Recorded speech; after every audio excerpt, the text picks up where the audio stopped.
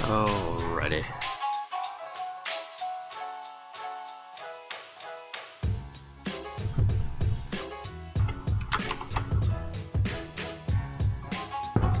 Let's see if we can't get something done today.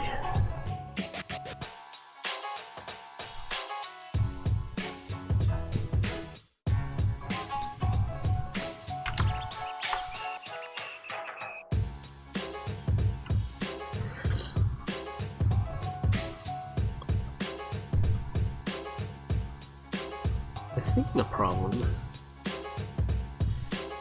is that this microphone is too sensitive. My ears can barely hear it, the microphone's picking it up.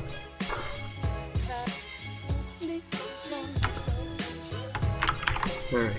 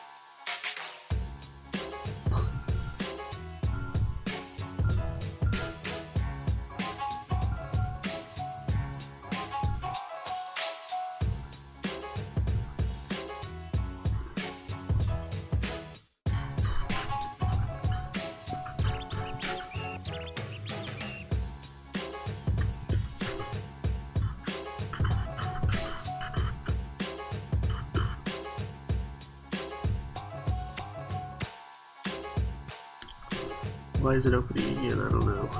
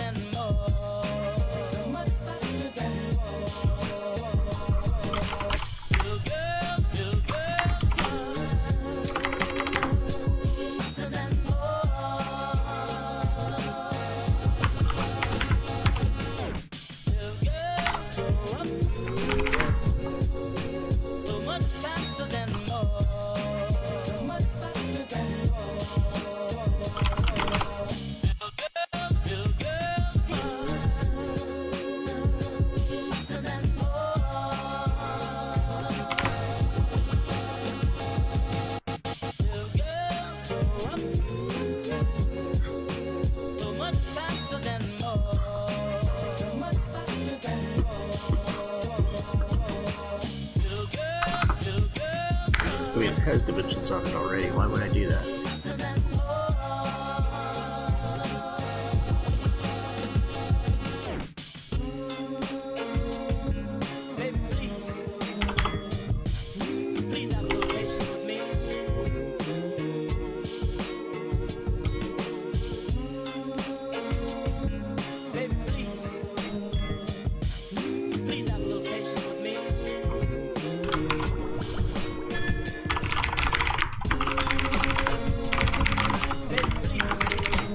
What's up, Amanda?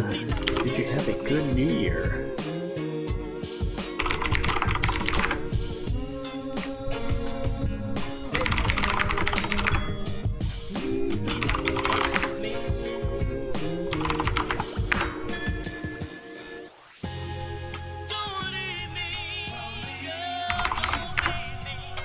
I did.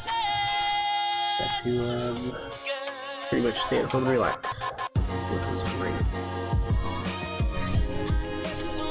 And now, trying to remember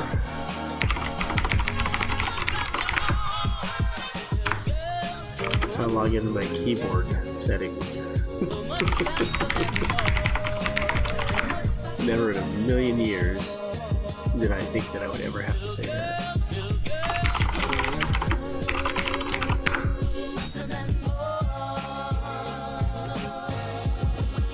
Yeah. User not found. Well, maybe that's why I can't log in.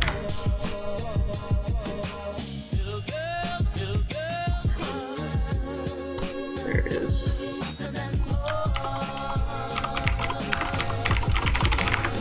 Oh my god. Can't type today.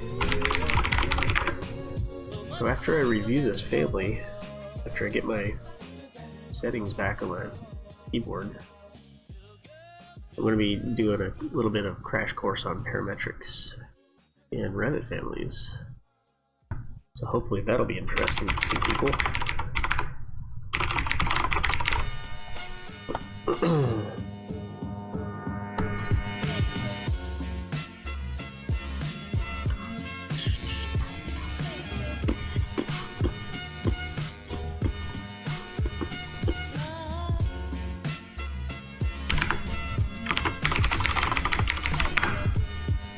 Ooh, there we go.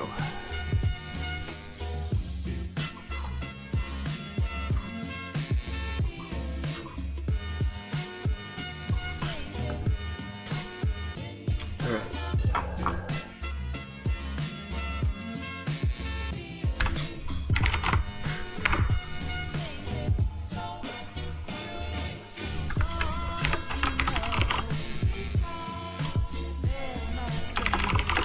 Family Parametrics crash course.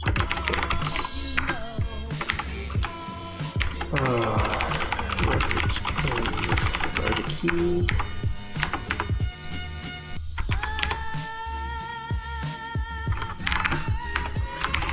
Left, right, top, bottom, weak, strong, etc. Names.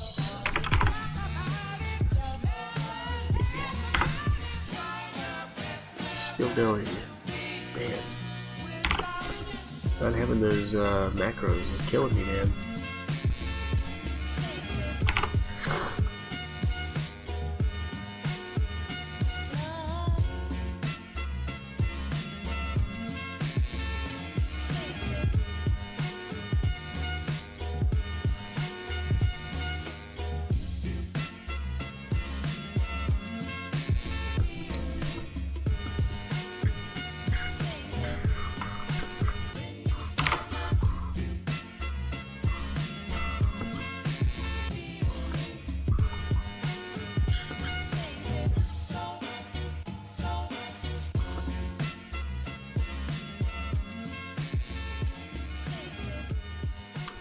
See, like, what is this dimension to right here? What is this dimension even to?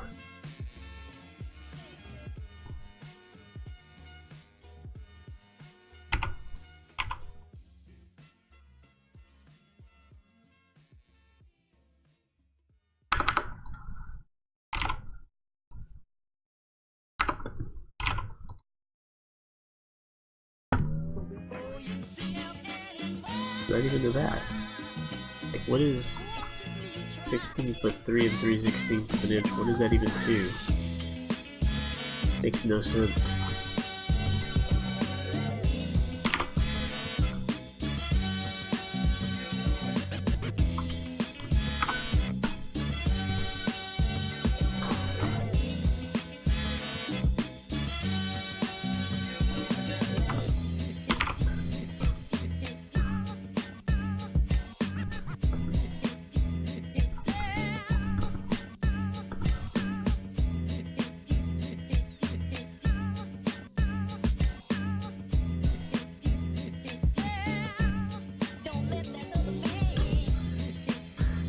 No thanks. Guess I've got to restart my computer in order to use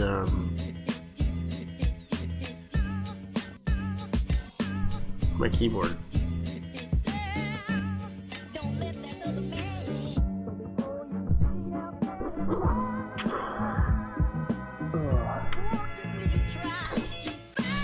Alright, so we've got some issues with dimensions.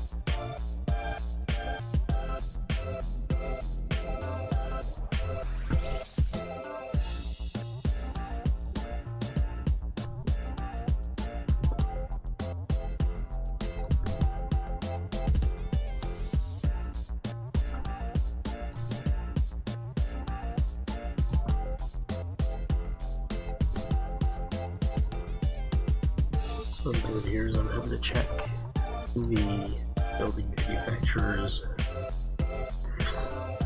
model against their drawings.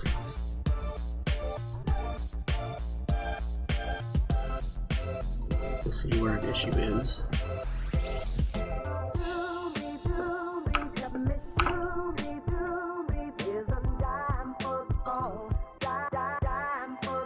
Uh-oh. Why you tell me my interface is messed up, man? Oh, yeah.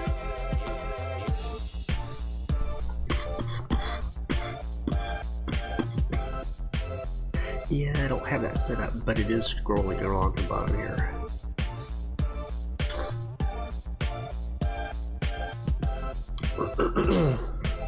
You should be able to see it, like, right here. Here.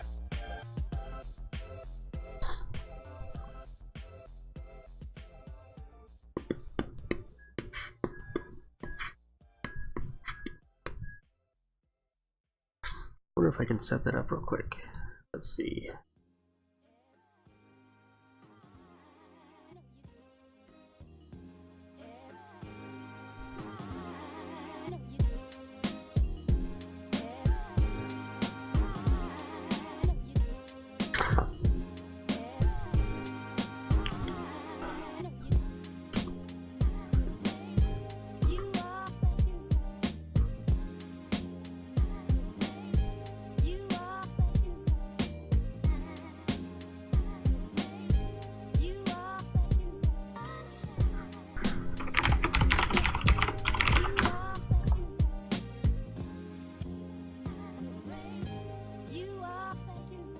Let's see.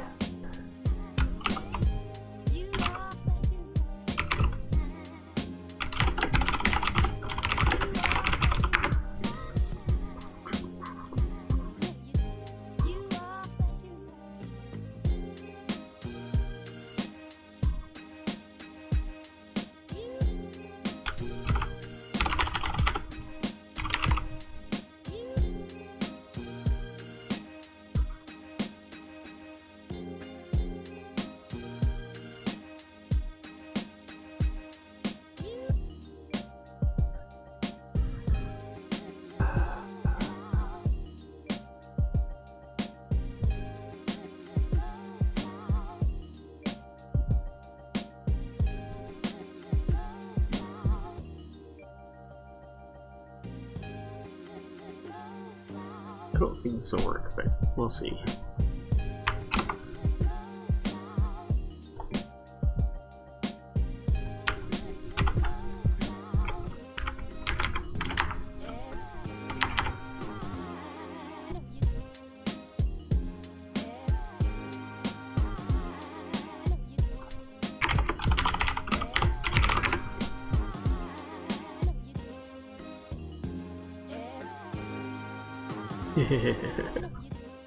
That's funny. Oh, because you know why? Alkbot's running on a different computer. I would have to run it on the computer that I'm streaming from. So yeah, that's not gonna work. I'll have to get that figured out later.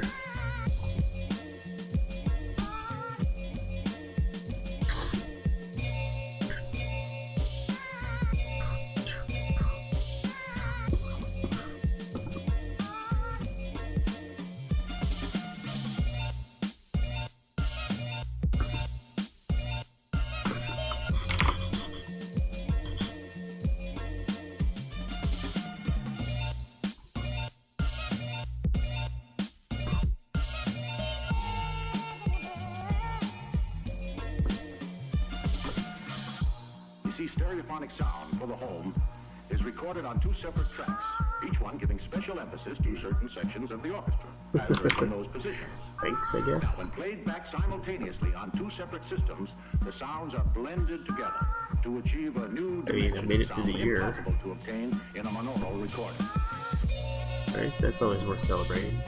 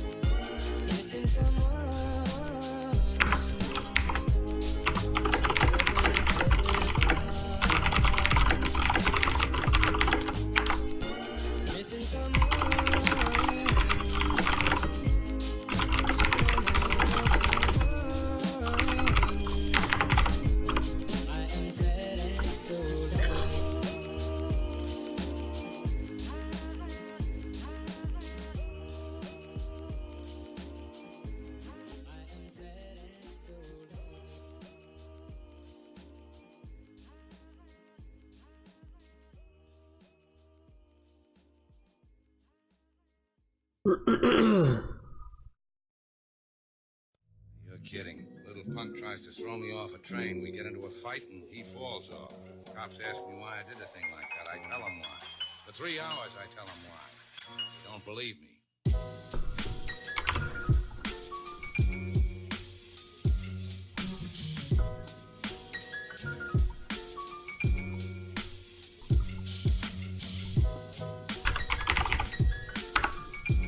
Alright, let's see.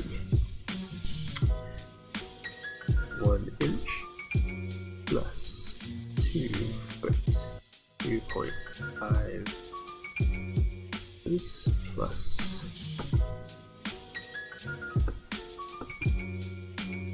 57 foot 3.7 inches plus what happened?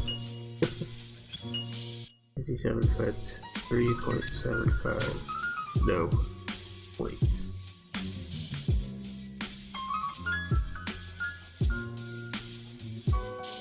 Goodness gracious.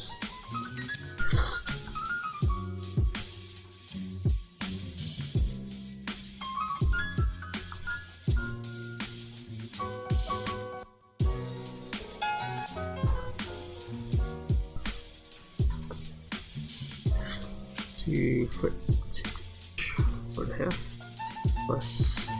You're kidding. Little punk tries to throw me off a train. We get into a fight and he falls off. Cops ask me why I did a thing like that. I tell them why. 62 foot 6 inches. Well, at least that adds up.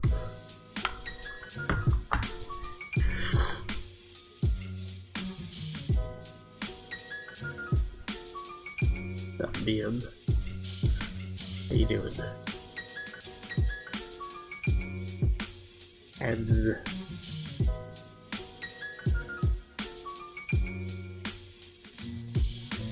Ads?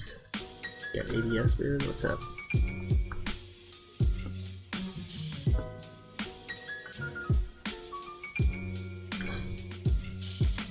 Are you saying there were ads on my Twitch stream? What? There should be the ads on my Twitch stream.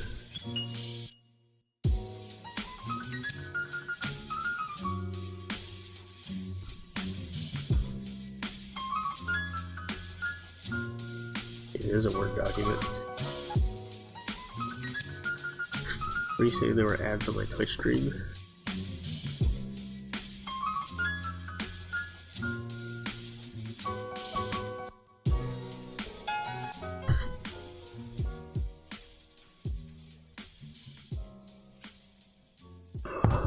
Interesting. Did it say that, oh.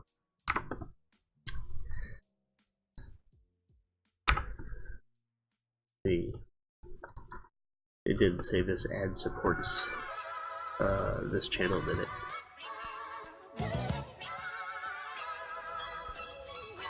I shouldn't have any ads on my stream.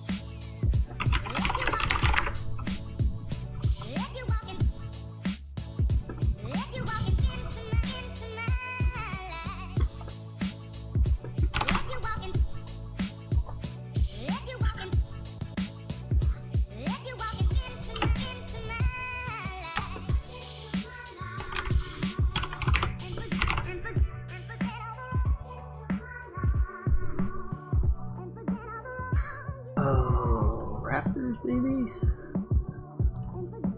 Under CC roof on brace.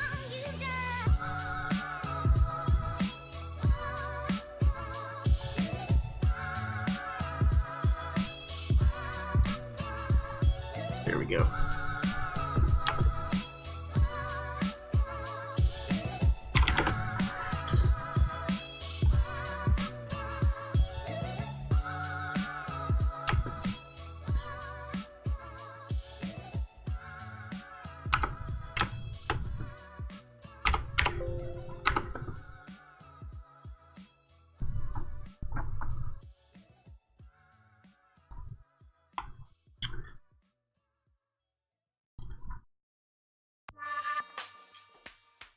So let's see. Ink.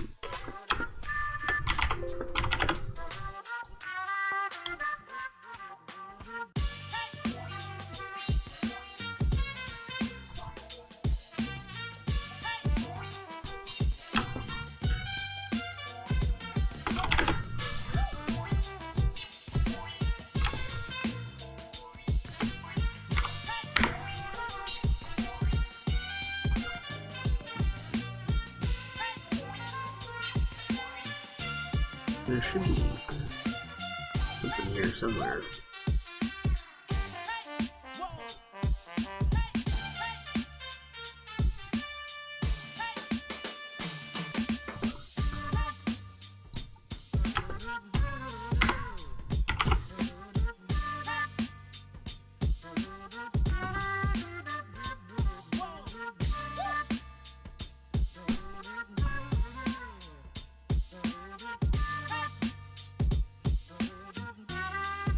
This is kind of sad. The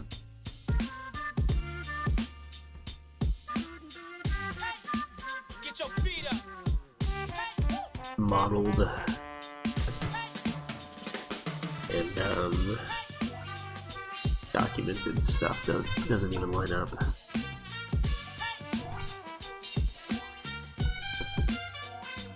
Now, what do you suppose that's supposed to be dimension to?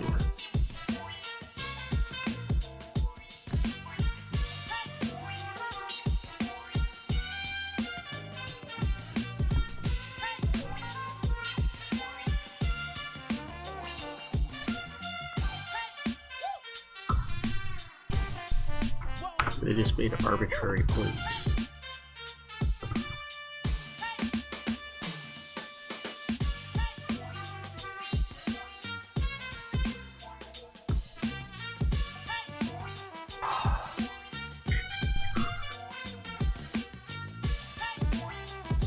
Yeah, so here's the thing.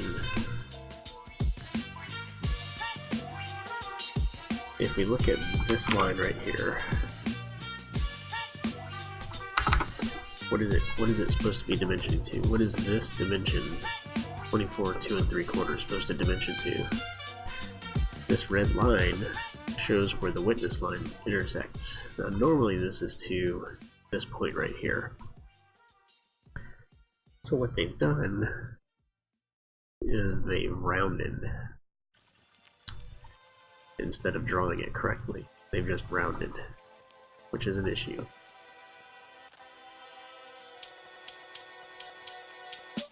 And the same thing over here. This line doesn't hit anything, it's off by this much. And not even that, it's actually off by this much. And the issue is why not just draw it correctly? Because now there's a bunch of confusion as to whether or not this is actually correct.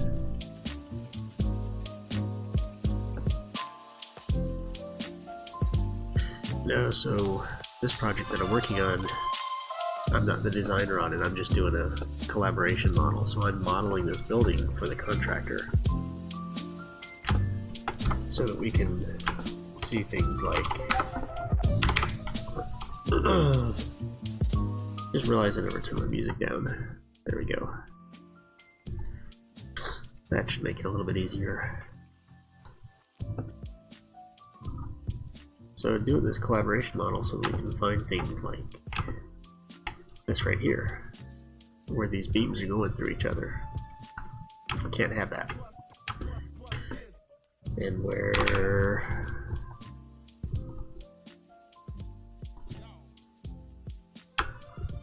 like these pipes are going through the beams.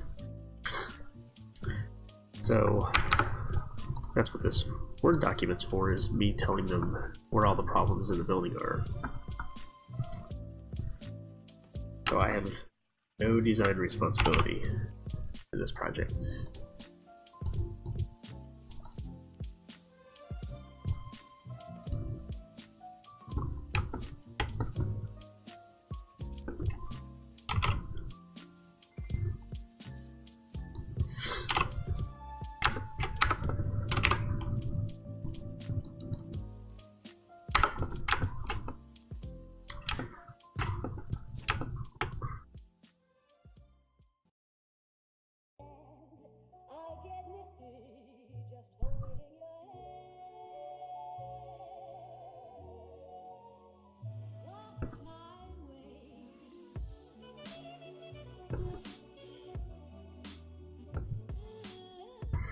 But for now, we're going to talk about these families.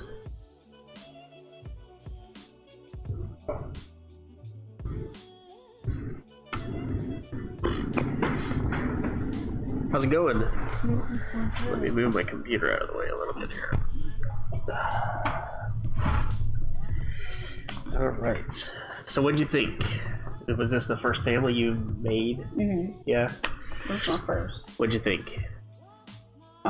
At first it got a little overwhelming, but eventually I kind of, because I was trying to learn the parameters. Yep. So I was just like, I'll just do it later because that's gonna take some time. That's okay. So the geometry looks fine. It looks like you got it all down in there. You've got the extrusion, and that's an extrusion also? Okay. So, it looks like it matches fine. So you were able to create the geometry, that's great. That's a good first step in creating models. So what I want to talk about now is kind of the importance of work planes and reference planes. Okay. I also wanted to, I was looking at the dimensions and I was like, man, what's up with this? And then I noticed that I don't know if you're having a problem with this or not, but their dimensions are way off. Yeah. Not way off, but like this dimension doesn't go to anything. This dimension doesn't go to anything. It's like, what are you dimensioning to? What are you trying to tell us that this is? So this is one of my big pet peeves in Revit is it has 1/256 of an inch accuracy. Why not just draw it that way? Yeah. So yeah. I know that this was a little bit of a struggle, and it's asymmetrical too, which I don't know if you noticed that or not. So the hunch on this side is a different dimension than the hunch on this side. So yeah, I did notice that. So I think when I give you a couple of these pointers, what I'm going to want you to do is go back and see if you can update them. I don't think we need to create like the seams. I think the way you drew it is fine, but I would like to go back in and use, don't ever do that. Use the model to create these weld points, these flanges where they meet up. I know it's not modeled very well in the actual project,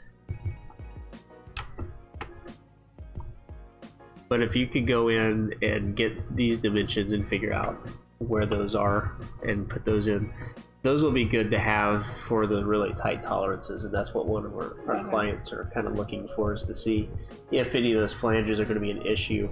And to give you an idea of why that might be an issue, let me just show you this real quick. So I don't know if you've looked at the model to see this or not, but you see this beam right here. This is a hoist beam that's going to be used. It's going to have a giant crane that sits between these two beams, and it's going to be used to go back and forth and pick up heavy equipment. So as you can see right now, the way that the structural documents showed us where to place this beam, it goes through the metal building structure. We can't do that. It's got to hang below. Okay. So this is already not going to work. So we're going to start getting really close to our tolerances, and we want to be sure that these flanges aren't an issue. So we want to go back and model those to have them correct. So another, to give you a good example of the scope of why we're doing this, so you can start looking for things like this. Things like this right here. Okay, so the new structure that we got from the building manufacturer collides with the placement of the pipes. Okay. So this is stuff that's really good for them to have, because this right here is probably about a $25,000 fix if they didn't catch it before they started building it. So either somebody has to redesign it, or if the concrete's already poured, they have to order new piping to go around that one little column, which could affect this entire section of the system. So this is where the value of what we're doing right now.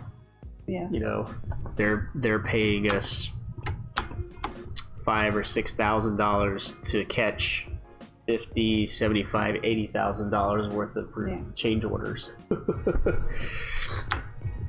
So that's kind of where the value in that is. Okay. So just to give you an idea of why we're going through this.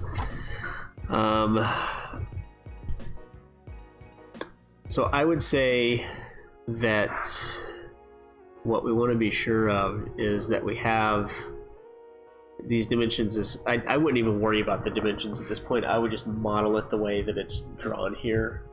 So I know that you went through and traced it, right? So it's probably pretty close. So what I wanted to talk about is I want to talk about work planes and why they're important in Revit.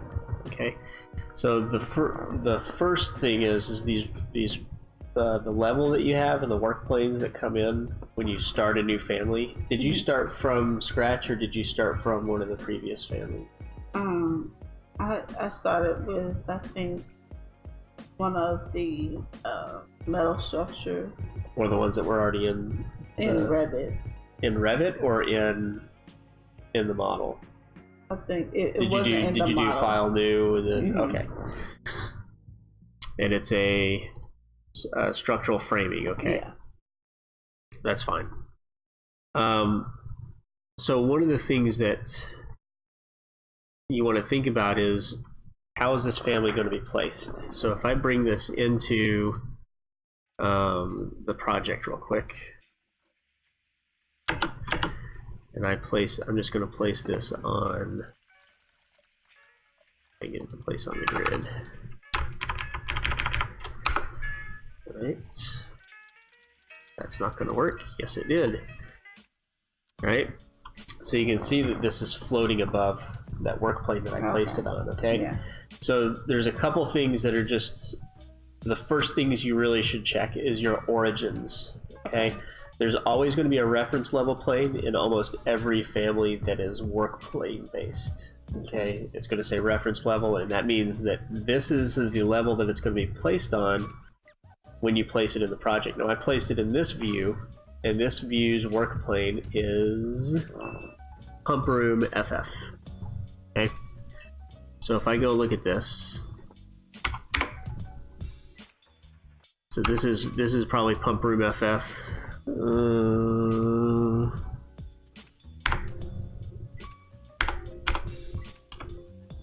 Nope, here's that's control room FF. There's pump room FF. My model's not lined up. Yeah, they are. So if I look at this, we're at 1 foot 523 256 of an inch off. So if I go look at this, we're probably right at the same thing there. This is probably due to this dimension not rounding to the nearest 256. All right. Mm-hmm. Yep. Okay. So what it's going to do is it's going to find that reference plane in the reference level in the family, and that's how it's going to determine whether it's floating above or below. Now, what's nice about that is you can come in here and create a label for this to make it offset. So you have a parameter where you can offset it up or down. Okay. And I think some families will actually give you that option already. So I could just say offset 5 feet. I don't even have to have a parameter, right? So if I go look at this, now we're 6 foot 5, 23 inch. So we don't even have to worry about that. But you want to be sure when you're creating the family that it is sitting on the reference level. So I'll tell you what, I'll go ahead and we'll make some of these adjustments. This is frame structure A. Okay. What I'm going to do is I'm just going to drag this out.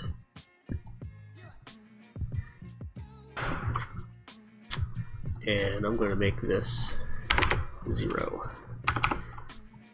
So now if I load this in, right? Okay, and we set the offset to 5 feet. So if I make this 0, it will now be sitting on that. Okay? Does that make sense? Have that relationship? Okay. Hopefully you start having a lot of aha moments, because when I started doing family creation, that's when I started thinking, oh, that's how Revit works. Revit's working on all these parameters and database entry. It's essentially what it is. That's what I was thinking of, even placing different walls. Yep. So another thing to think about is you had these reference planes that start when you come in. Notice that there's a parameter here called defines origin. Okay, if I make a new reference plane, the parameter is there, but it's not checked. Okay, now something to note is if I check this, if I go look at this one has become unchecked. Okay, and if I load this in and overwrite, you'll see that the whole thing shifts. Okay, and the reason is because I placed it at a certain point. Okay, there's an invisible point where Revit says the user placed it at this point. That's the 0, 0 for that family. And going back to your UCS and or USC, what is it? Universal Coordinates, UCS, yeah. In AutoCAD, you know what I'm talking about, right? Your coordinate system. Yeah. So there's an invisible 0, 0 for the family that's assigned a point in the model. Okay, so if I go back and I change this to the origin and load it back in, it'll shift back over. Okay, so we're telling Revit where in relationship to that 0, 0 the family is in the project. Okay, and the same thing could be done for multiple directions here. Okay, I could change this to the origin, or I could change, this to the origin, and wherever the two origin reference planes cross is where that 0, 0 is. So if I change this to the origin, right? Didn't look like it moved, but if we come to this view, try to find it, I'm gonna cut off. So it actually might not have moved because remember it's where they intersect. So they still intersect in the same left to right position. So it didn't move it that way. So go back to this, what happened? Well, that's weird, I've got 3 origins. I've not done that before. Okay, does that make sense? Origin? Yeah. Okay. Alright, so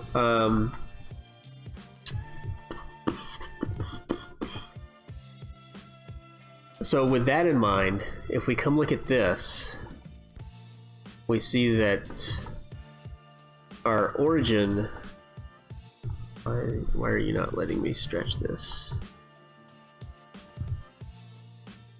Alright, is not in the middle, and it's an asymmetrical frame, so that's kind of to be expected, but we want to make sure that we have a place where we're going to know where to click in the project to place this thing.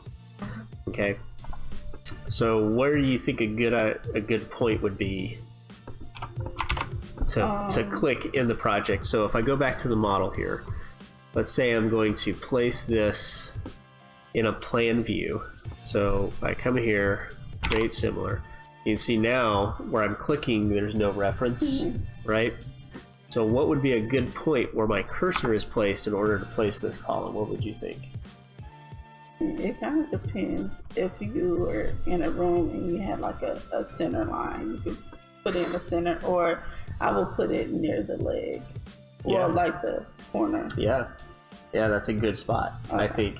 So if you think about columns, they're always going to be associated with a grid.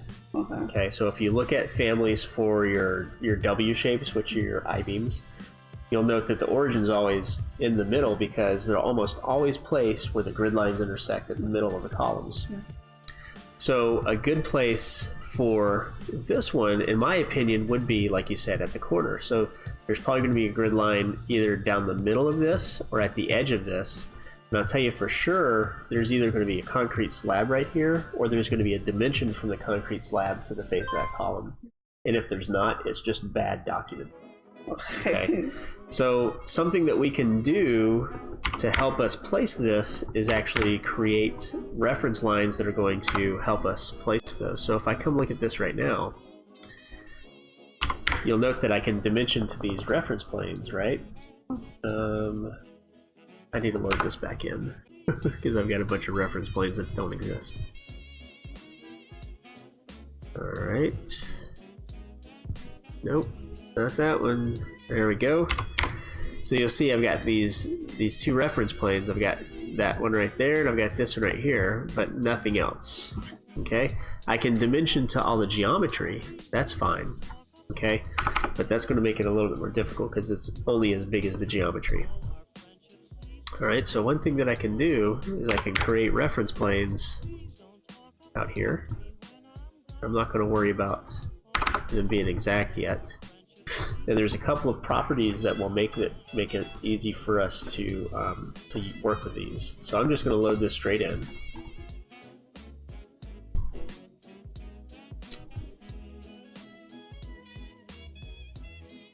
I'll find the right view. Here we go. Alright, so now you can see that I've got, should have, did I not?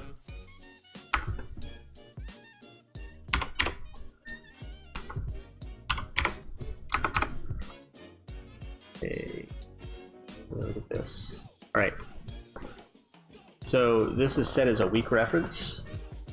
Right, so if we make this a left or right or strong reference, we should be able to dimension to these. That's not what I wanted to do.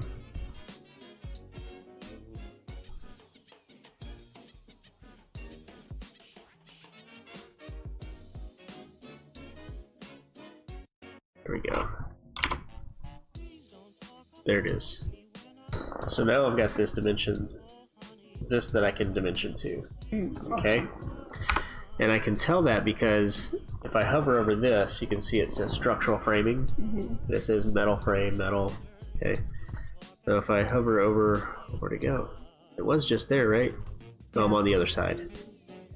Okay, you see that says strong reference? Okay. Now, I can take it one step further. We can call this, we can give this a name. Right? We can make this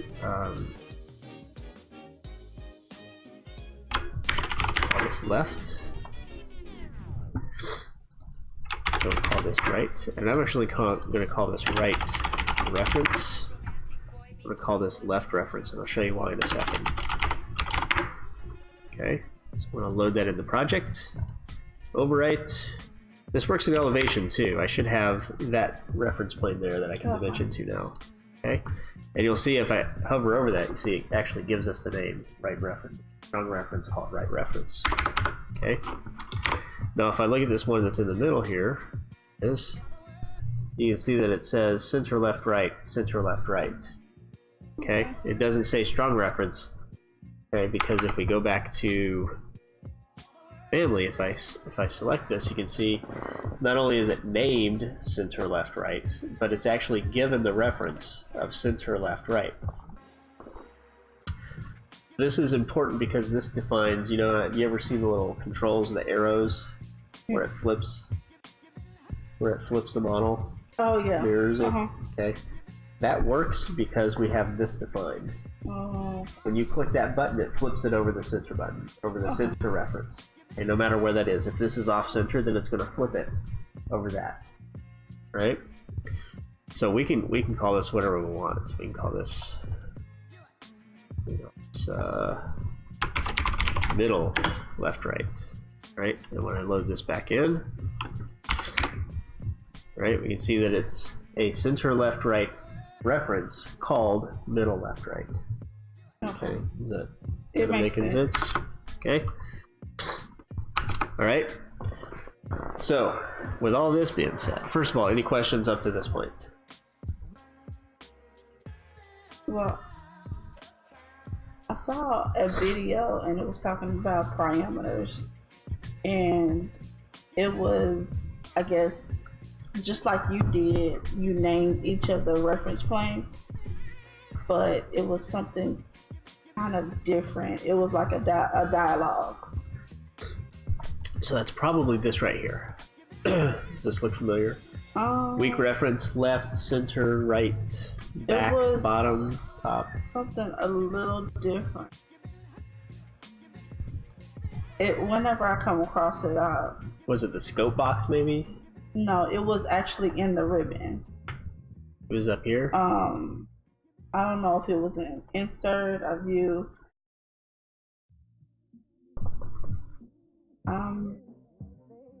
I think it might have been in create.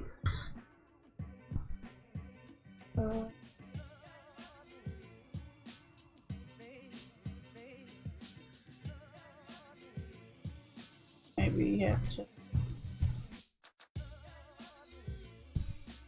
And this was to name the reference plane? Yeah, I think so. There's subcategory. It was something like that. So you can put them in subcategories if you want to create new subcategories for the reference planes. Or maybe it was. But I don't know of any reason you would want to create a new subcategory for reference planes, because that's not going to affect how it shows up in the project. So you notice that when it was a weak reference, it actually didn't show up in Revit for us to dimension to. Okay. These are kind of like priorities. Okay, if you use one of these that are named like top, bottom, center, back, front, these that are named, like if you're tabbing through to get the different reference planes, that's the order that it's going to go in. Okay. So if you use like center, front, back, and then you have a front and back, and then a strong reference and a weak reference, it's going to go in that order when you tab through your. So if they're all right next to each other, you can use that. I've only had to do that a couple times, but it's kind of like a priority of what order they're selected when you tab through. Okay.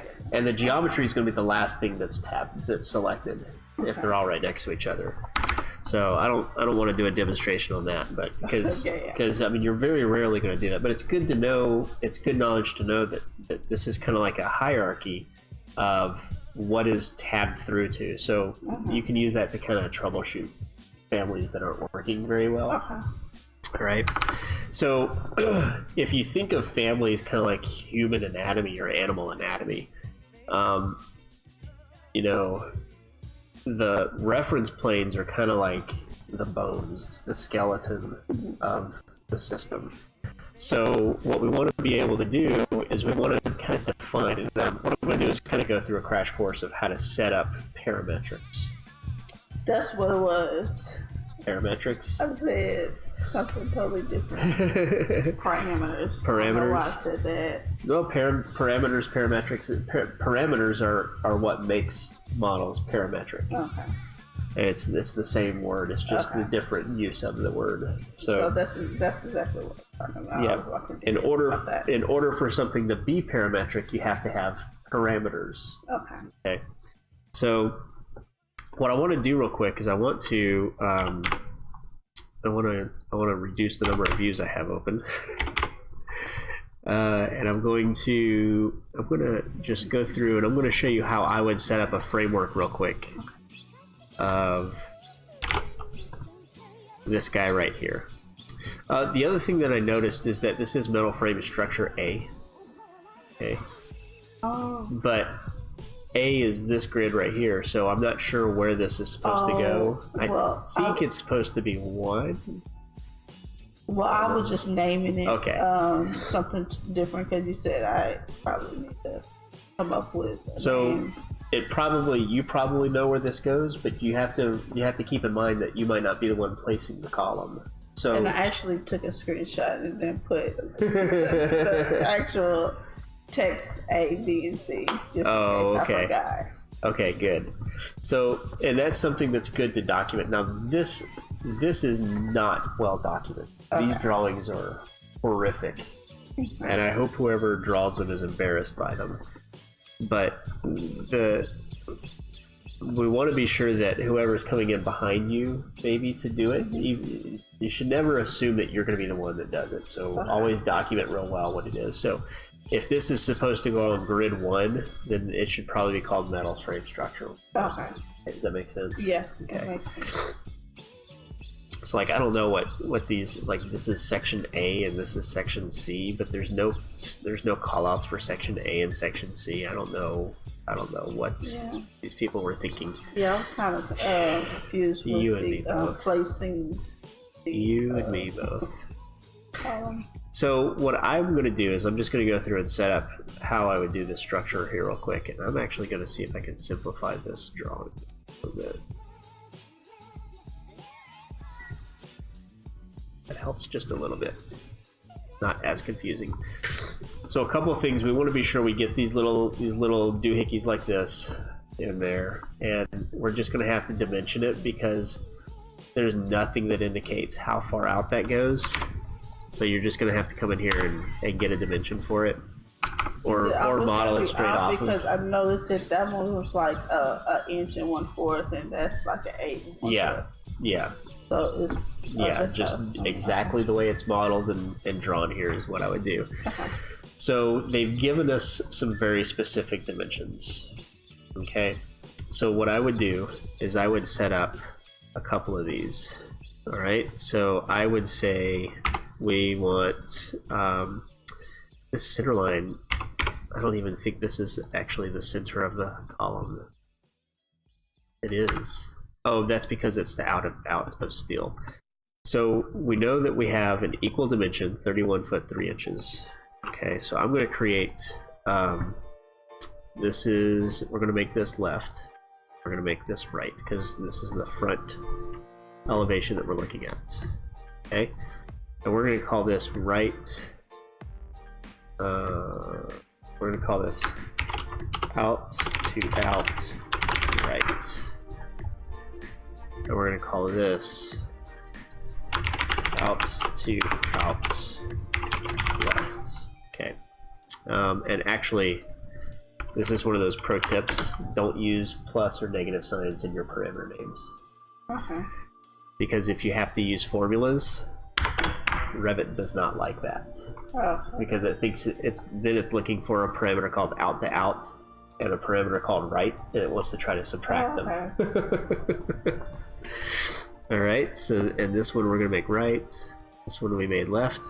Okay, and we're going to keep this. We're going to keep this center left right. Actually, we're not, but we are going to call this out to out. See, I did it again. Center. If you need to use, if you don't like using spaces, you can use underscore. We're not going to make this the origin. We're going to make this a strong reference, but not the center. All right, and we know that this is going to be 62 foot 6 inches. Okay, so what I'm going to do is I've selected the parameter here. I've lost my mouse. And all I'm going to do is hit this button right here, create parameter, and it fills in the information that we need. So it makes it a common discipline. It gives it a length type of parameter, a length. Okay, if you're doing text or other things, you want to make sure you have the proper parameter type. Okay, we'll go through creating a parameter manually in just a second. We're going to leave it as type. Do you remember the difference between type and instance parameters we had talked about a while back? Yeah, you were telling me. Remember the tires? Yeah, the tires, like you have. I remember. I actually remember. I'm trying to remember. Do you remember where the type parameters show up in the menu in the dialog versus where the instance parameters are? In the type, kind of underneath the instance. They're in. You have to hit edit type to get to the type parameter. Okay. and they affect all of the instances of that type. Okay. Yeah. I remember Instance that. parameters from placement to placement to placement. So Okay. all of these, we're going to make different types for all the different dimensions. So Yeah. we'll call it column A or column B, column C, or grid line A, or whatever we call it, but we're going to make different types. So that way we don't accidentally change something. Instance parameters are really easy to change. You can just click something and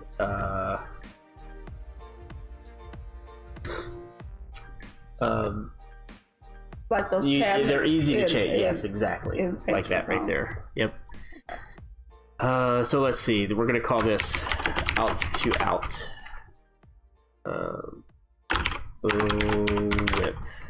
Length. We're going to call it width. All right. So now we have this. Okay. And I want it to be centered on this. So I'm going to constrain it. I'm going to make this dimension right here. I don't know why it's not snapping. And I'm going to EQ that. Okay. Now, when I EQ that, when I equalize that, when I change this dimension, those should push out like that. Sometimes it doesn't work exactly that way, but it should do this right here. Wow, we're getting funky stuff already. You see it doing that? Yeah. It's kind of weird. So I'm going to change this parameter by clicking on it here to 62.6. And you see how it went out from the middle? Okay. So now, what I've set up is if I come in here and I change this to 50 foot and hit OK, you can see it's now changed that. Wow, we're getting some really nice forms now. Right, so I'm going to undo that. So we're at out to out width 62 foot 6 inches. All right. So I have a question. Yep. When you click the reference plane, you'll be able to do a what is it? The panoramic. What was it?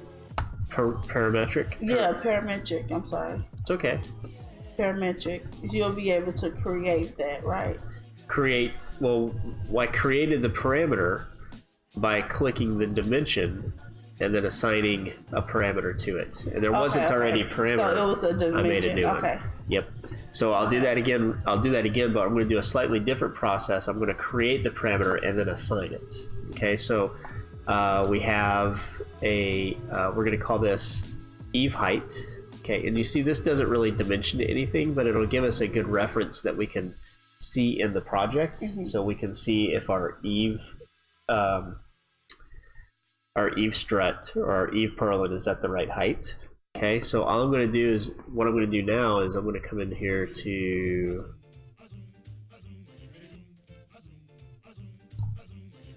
edit or family types. Okay, and this opens up the parameter dialog box. I don't know why it's called family types. And I'm going to create a new parameter. Okay, and we're going to call this eave height. Type parameter. I want to make sure that it's length because it's not going to automatically select it for us when we create it manually. All right. Now, I don't mess with this, but sometimes it's good to have a description of what this is. So you can put in eave height reference dimension. This does not reference actual geometry in this family.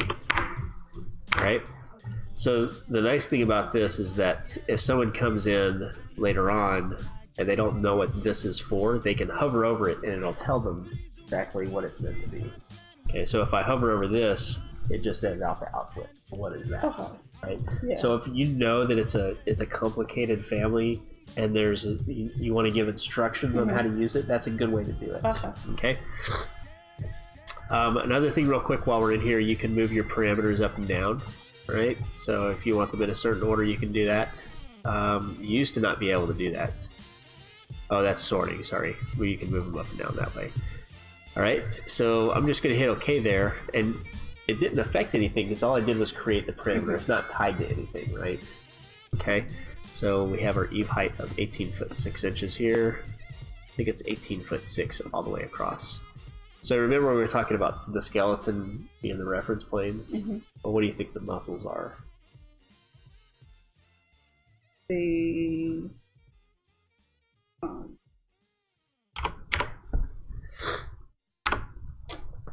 it will have to be the dimensions. Yeah, it's the dimensions, the parameters that kind of move things around. And you'll like this analogy here in a little bit. So I want to create my skeleton, right? Which in this case is just going to be a reference plane straight across. And we're just going to call this a weak reference. We're going to call this eve height, right? Now I can also name this right here if I need to, right?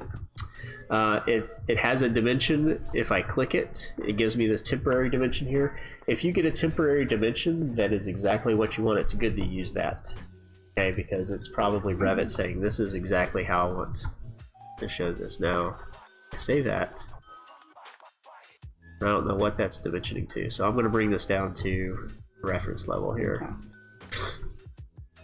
All right, and now what I'm going to do is we've got our skeleton, right, which is the reference plane, and we have this dimension, but it's not really, it's just connecting the two. Okay, it's not, it's a muscle with no brain telling it what to do. Okay, so in order to get that muscle to flex, right, we have to have a brain that controls it, and that's what this parameter is. So I'm going to set eve height right there, and you can see that it was 0, but it populated that length to this right here to what it was. Okay, so now I can come in here and change this to 16'8", and we've got an eve height. Or I did that wrong. Sorry. I'm going to come in here and do it. 18'6", and now we've got our eve height. Okay, so I'm going to go through the next few a little bit quicker here, and if you have any questions, do you have any questions up to this point? No. Okay, so what I'm going to do here is I'm going to, since these are all symmetrical, 2 foot 2.5, 2 foot 2.5, and 1 foot 4, 1 foot 4, I'm not going to worry about making a parameter for left and right. I'm just going to make a parameter for both of these. Alright, so what I'm going to do is just create some dimensions here. Womp womp. And I'm going to select both of them, and we're going to call this column depth. And since they're both the same parameter, I can just put 2.5 and it changes both of them. Okay. And because, now notice that these move, not these. Okay, and that's because these are constrained already by a parameter. If this parameter wasn't already there, then Revit would be like, I don't know which one to move, so I'm just going to move this. So if it's already constrained, then it'll know which way to do it. So you kind of have to plan out the order that you put your parameters in. Okay. Does it usually automatically constrain, or do you have to pin it, or is it just when you? So when you create parameters, it's kind of like pinning things in place temporarily, because you can change that. It flexes, right? You can move things around. So what I'm going to do when I get done with all these is I'm going to do what I call flexing the model, and I'm going to go through and put all kinds of dimensions in that are reasonable, and I'm going to see what breaks it. Okay, because that's what I want to try to fix. I want to try to prevent it from breaking before I put it in the project. Okay, so I'm not going to save this right now. So I need another one right here, and I need another one. Now this one is going to be a little bit trickier because they're not the same on each side. So there's a left hunch height and there's a right hunch height. Okay. So let's see. It's going to start looking ugly, but I'll go back and I'll clean it up here in just a minute here. And I want to be sure this is to the reference level, not to, I'm going to get rid of these dimensions that I don't need.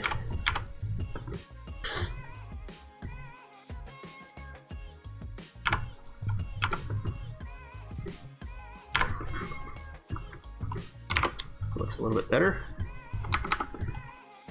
All right, we've got our eave height. We're going to call this, what are we going to call this? Ridge bottom height. And we're going to call this left knee height. We're going to call this right knee height. Alright, now those were the reference planes that I named, not the dimensions. Okay, so I'm going to come in here now and I'm going to go ahead and set these actually. So 16 foot 6, 16 foot 3/16. 24 2.75. And then, how did I do that? I did 15.6. Okay, so now I'm going to go through and I'm just going to create parameters for these. We're going to call this left. Come on now. Left knee height. And feel free, at this point I'm just kind of doing stuff, so if you have a question about something I'm doing, just let me know. This is right knee height. Excuse me. And this is going to be ridge bottom height. A lot of times the reference planes and the parameters the names don't match, it just happens to match this time, so. Alright, so what I'm going to do is I'm going to hide the geometry for now. And what I really want to do now is I want to really see what's going to break my skeleton and muscle structure right now. Okay, so the first thing I'm going to do is I'm just going to start dragging stuff around. So I've got geometry that's attached to this, so it doesn't like me moving things around right now.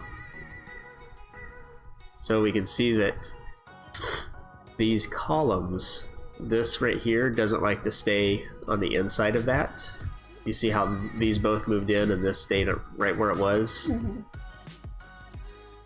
So what I'm going to do is I'm going to bring my geometry back and just hide it for now. And that's why my extrusion broke, by the way. So you can see as I move this, you can see it's trying to move the extrusion too, because for some reason that geometry is attached to it. Alright, so it didn't like me moving it in here because it breaks the geometry. Right? Probably because that's where that seam is. If I move it too far in, that piece disappears, and it doesn't like that. Alright, so what I want to do is 62.6. What I want to do is I want to lock these guys right here. Oh, it's not going to let me do it. Oh yeah, there we go. Lock. Oops. Okay, so those are locked. So what that lock means is that it's not going to allow it to change based on however the things move. So if I now drag this, you can see that that moves with it. Okay. The other way to do that is in here. You can see now that lock is checked right there. See right here? Lock, column depth. That column depth is this parameter right here. Okay, so lock is now checked. If I uncheck that and I go select this, you can see that it's unlocked. Okay. Where'd you go again? That's this right here. Okay. I've always called it the parameter dialog box. I don't know why it's called the family types. You can create your different family types here and I guess define the parameters, and maybe that's what they did. Okay. Right, so what I want to do now is, I don't know, they don't give us a relationship between this height, and this height, so there's no way for me to control that. So right now I'm not going to be too worried about this going above that or this going above that. So there's you see what I'm saying? There's no solid relationship between those. So the assumption that I'm going to have here is that whoever's using this family knows that the knee height needs to be less than the eave height, and that the eave height needs to be less than the ridge height. And my philosophy here is that if whoever's using the family doesn't know that, they have bigger problems than the family breaking. Okay. And there's other types of training that needs to happen before they are working on buildings. So what I'm going to do is I'm going to go ahead and I'm going to put these back where they were. So this is 16.3 3/16, right? This is 18.6. This is 16.5. And this is 24 2 3/4. Make sure. All right. So that's pretty much this. This is now parametric. I haven't applied the geometry to it, but as you can see, I can change and flex things the way that I want them to. Okay. Any questions about that process so far?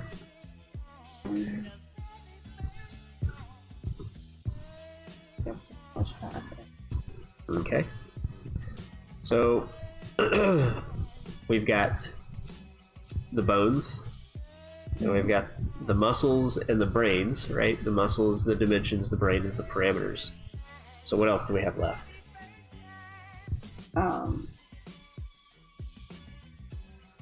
Continuing with the body analogy. Basically the extrusion. Which, okay, so the geometry, right? So which part would that be? Yeah. You got the skeleton, the muscle, the brain. It will be the organs. Well, what drapes over the the skin. Yeah, the skin. So what we have to do now is we have to attach the skin to the skeleton structure. Okay, and we already saw that this is attached. We don't know how right now, but it's attached. And I'll show you something that you can do to see where that might be happening.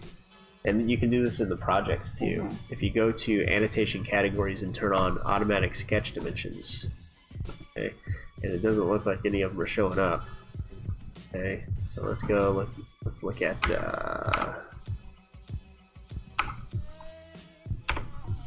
Let's edit this extrusion. Okay, so you see these dimensions that just showed up?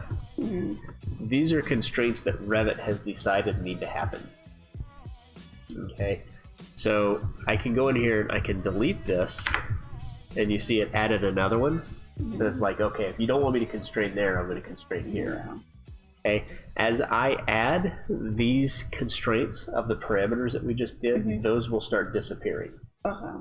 Okay, so what we need to do is we need to tell Revit, okay, we need you to specifically constrain these areas. So if you're not sure why in a project a wall is moving with a wall or a window is moving with a door, check your automatic sketch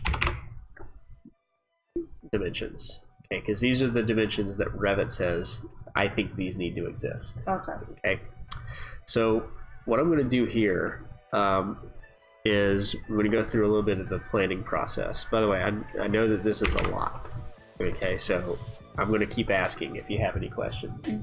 Well, it's kind of similar to the videos I've watched, so it's just actually I'm learning more. I'm better. Yeah, you're better. Not really. Not really. But it's okay. You can say I'm better. So what is it? What is it? No. Yeah. No. Yeah. So a couple things that I noticed about all three of these, okay, is that, well, I'll tell you what, let's do the columns first. Let's get the columns in place first, and then we can worry about these segments up here, because these are going to be a little bit tricky. Okay. So let's do these columns first. The columns are pretty self-explanatory. I mean, they're just straight up and down.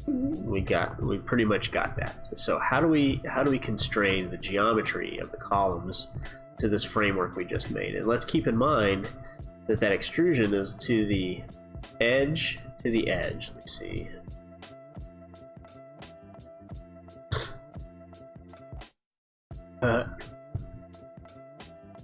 That's funny. Someone's asking a question about.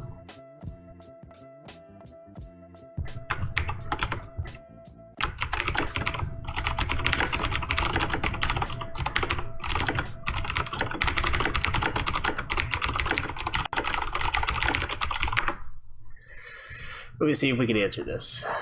Revit, I've created a general structural family and I'm having trouble with 3D snapping beams to the family as a reference.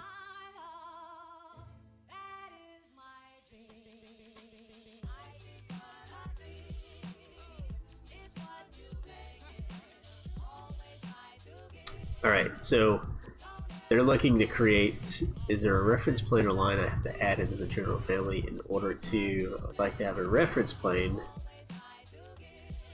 where you'd want it to snap to.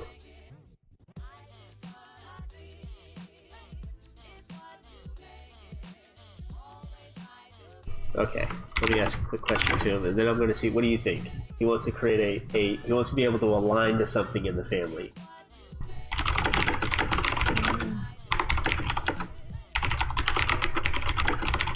I was just gonna say you can try it in 3D.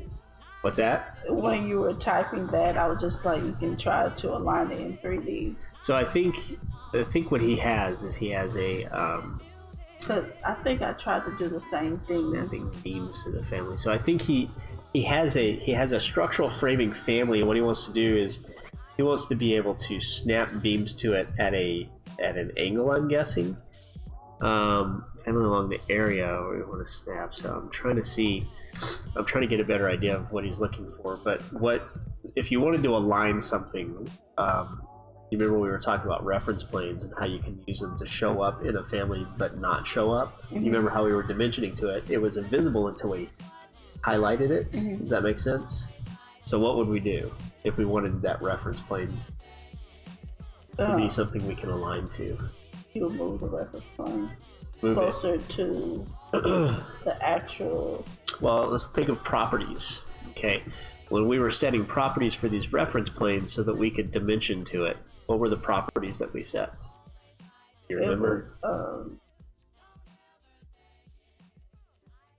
The properties. It was the left, right. Left, right, strong reference, weak reference. Yep, exactly. So that's kind of the first thing that I'd probably tell him. Let's see, is he...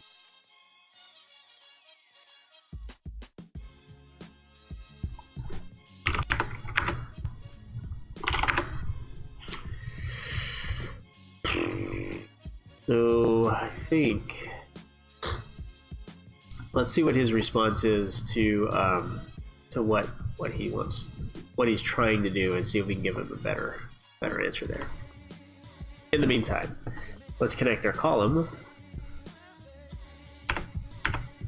So now we're just making it separate. Well, we're attaching it to our skeleton. So right now, the only thing that's attaching it to the skeleton are these sketch dimensions. Okay. So there's a couple things I can do here. I can select that, okay, and I can set this sketch dimension to 0. All right, and that'll keep it wherever this goes. See it now? It now goes with it. Okay. I'm not too fond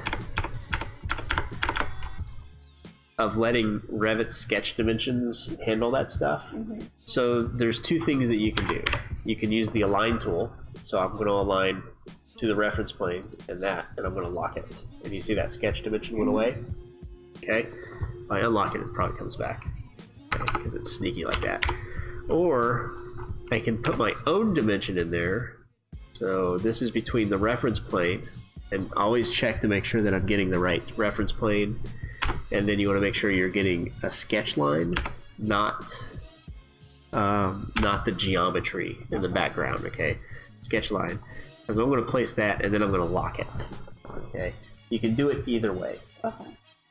If you have a problem using the align tool and it still just wants to break, just dimension it, because that's like the ultimate Revit. Do what I'm telling you to response right there. I prefer, my personal preference is using the align and lock method. And that's already locked, so I don't have to worry about that. So I'm going to do align lock here, and I'm going to I am not going to align and lock the bottom because if I do that when I offset it, it'll stretch instead of moving up. Does that make sense? So Let's see what he said.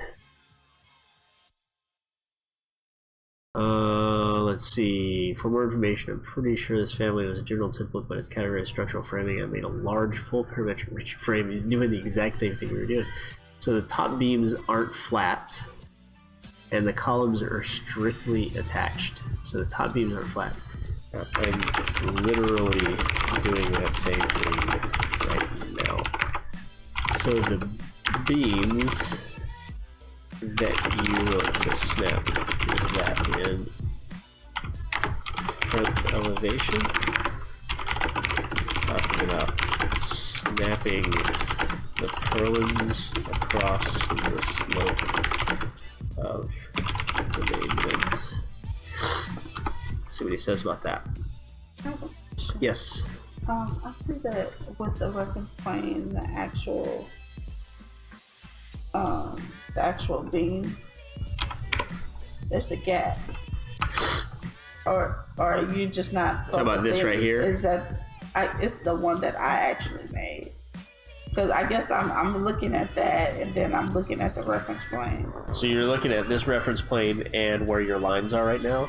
Yeah. Well, remember that we've messed those lines up already. Because when we started making the parameters, remember that started moving it and it was all funky and stuff? I wouldn't worry about that too much right now. But we are going to have to make a decision on what to do about these dimensions, though. Okay, because this dimension that they gave us doesn't hit anything right here. Right? It's like it's even off right here. So it doesn't hit anything across this structure. Mm-hmm. So the decision that I'm going to make is that this dimension is actually going to be where we place our inside geometry of where this line right here beats this line right here. Okay. And I'm going to do the same thing here. So this 24 2 3/4, I'm going to make the decision that these two lines intersect right here at that. Okay. All right. So for now, let's go ahead and finish. We're just going to do a line and lock. A line and lock. Okay, and I'm just going to finish that. And I'm going to hide this guy right here for now. Because we've broken this all sorts of ways, which is good. Breaking families is the thing to do. Okay, so we can see now we've got a nice. The columns are staying where they want to be, and this is where we really start flexing things. So we know that we have a 1'4" column, so we check that. Looks like that all works. We come back here, we make sure that this goes back to 63.6. Okay, everything's moving the way we want it to. Okay. Is that all making sense? Mm-hmm. All right. So now,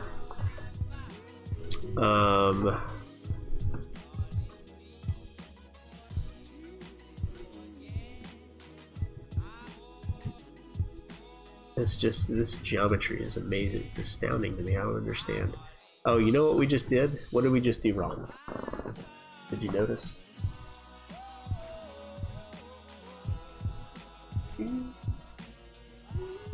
Aside from me putting 63 instead of 62. Oh, okay. Yeah. Well, what else? What else? Do you notice anything else that I did wrong?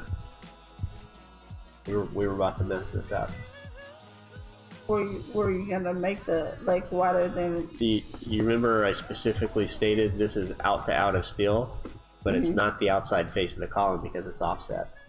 Oh. Right? Yeah. So we actually need to create an offset for the left and right to offset those columns in. Okay. Right? So what do you think? What do I do? Just make another reference. Okay. Plane. Reference plane. There it is. Now what? You're going to dimension from the reference plane to the out. The out. Okay. Now what? And you're gonna try to figure out the dimension on. I think it's 1 inch is what I measured. Okay, 1 inch. Okay. So what do? I set this to 1 inch. Uh-huh. All right. Now what? And then you're not gonna align it. You're just gonna lock it. I'm gonna lock this. Right. If I lock it, can I change? How do I change it later on if I want to change that? You can unpin it. I can unpin it from inside the project. Oh, okay.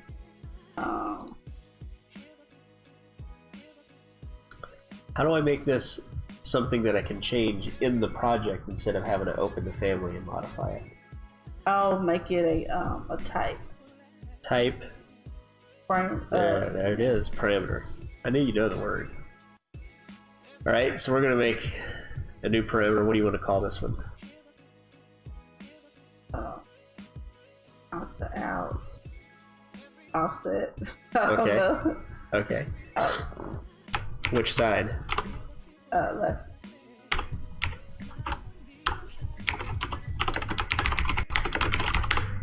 There we go. All right. Now what? Oh, you're gonna align it. Align what? Align this? Yes. From the out left. To here? Okay, so it's telling us, okay, you're already locked to something. So I'm going to tell it, and it's giving me the option to cancel or remove constraints. So I'm going to remove constraints, And then and then I'm going to lock it. Okay. Okay? Is that it? Uh-huh. Is my column actually 2 foot 2.5 inches? Look, Yes. look where this is dimensioning to. Oh, then you're gonna have to make that big. Uh-huh. So you have to move the dimension. Right, so I do that, and then what I actually need to do is reassign this to column depth. Okay. You see how I changed it? Mm. Okay. Do the same thing over here. Reference plane. Draw that bad boy. Dimension. We're gonna call this. I swear there used to be a new parameter option there. Out to out, offset right, being consistent with our other one. Okay, and that was like what, 4.25 inches on the other side there? 8. Boy, was I off. Okay, 8.25 inches. And then what I'm going to do here is I'm going to do that. Reassign that to column depth. And then same thing. Move constraint, lock. So now we have our built-in offset, Okay. right, on each side, and we have our columns set up the right way. Okay. Let's see what we said here. Yes and no. In a test project, I have some W-beams loaded, some basic I-beam columns, and rigid frames that I've made. When I draw the beams with a 3D snap. Okay, so he wants to snap.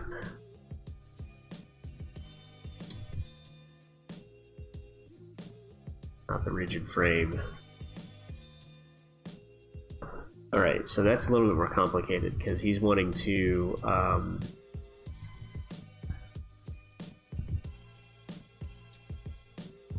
he wants to actually create points that he can snap to In 3D? In 3D. Oh.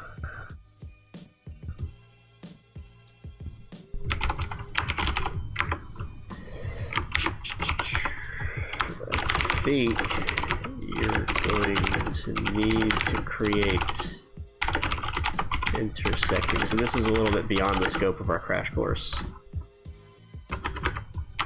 Reference lines which create intersecting points to snap to in 3D. You can try creating an adaptive with segments. You can control the spacing parameter. This is well beyond the scope of this.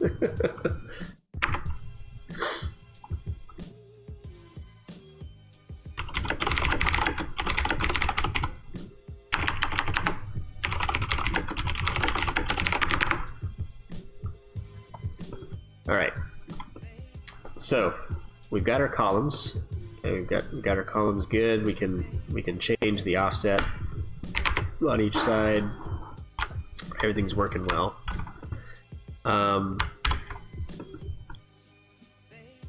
So next, how do we get the column to stop at our hunch height? I think. The height, sorry, the hunch. Well, did you have to edit the family and then? Well, we're in the family. We're editing the family. How do we edit the profile? Okay. And then create a line and trim it. So we trim this line to what? Just create a line on the reference of the height of the eave, and then everything else you just kind of trim that like that. And wait, yeah, it's kind of tough. I would just make that just align it right across and then delete everything else. So you're thinking make different segments? Mm-hmm. Okay. You can do it that way. But I like the idea of keeping it all together. So what I'm going to do is I'm going to show you a little trick here. What we can do is we can dimension from the reference plane, that point right there. We can change this to 0. Okay. Right, or you can use align and lock. So I'm going to align, and then I got the point there. I'm going to lock that, and then I'm going to align. Oh, didn't like that.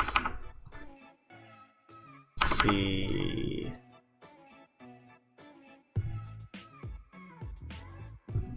Do this right here.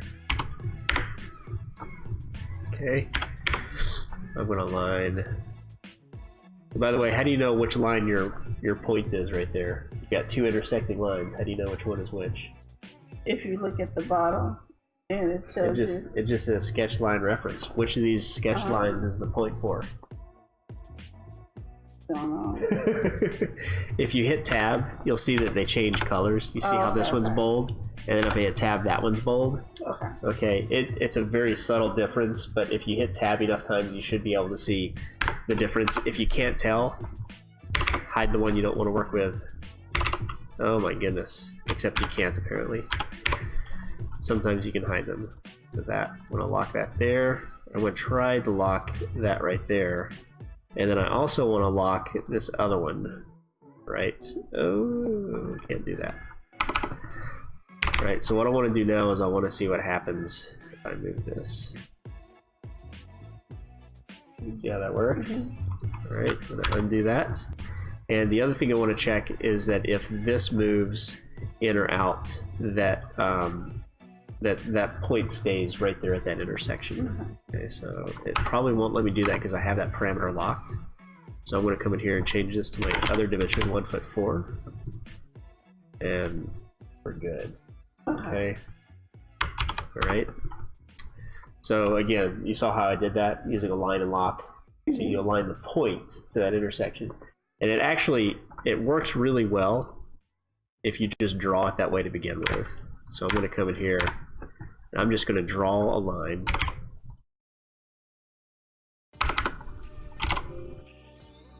From this point to here for now. I'm actually going to just draw another line right here.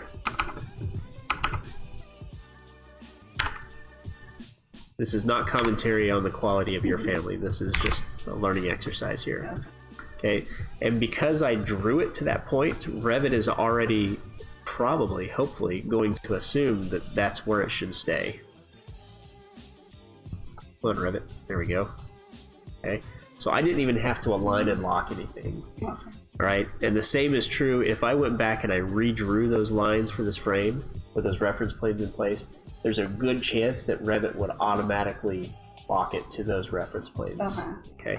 But because we're dealing with existing geometry in the family, I'm just showing you how to attach that geometry. Okay. Because a lot of times you create a family, you create the geometry first, and then you're like, okay, now I want this to move and flex and squish and all that stuff. Okay, so now I'm going to check. Are you still in the? No, you're not in the profile anymore. No, I'm not. But that's how you did the align reference lines, right? Yes. Okay. Yes, that's how I just drew those two lines. Okay. So this I think is supposed to be 16.5. So what I was doing is I was checking. I call that flexing. When I take, if I create some geometry and I'm like, okay, I want to make sure that this stays where I want it to stay.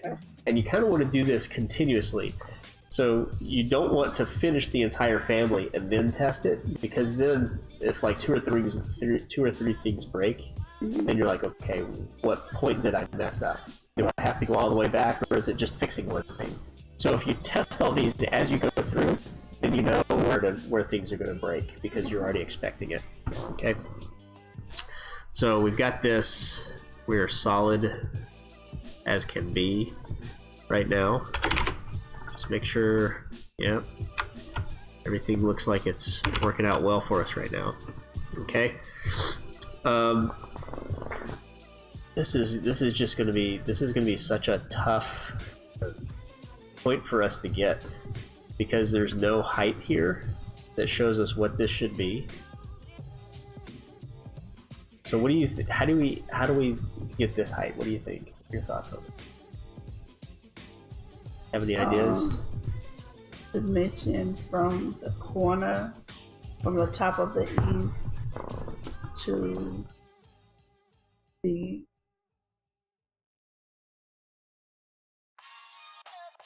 top of the corner right here, the point.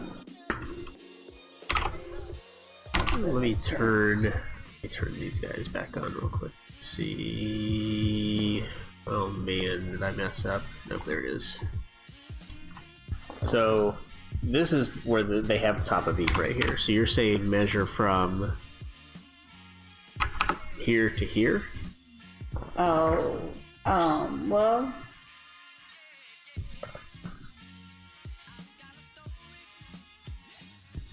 I guess you could and just minus the.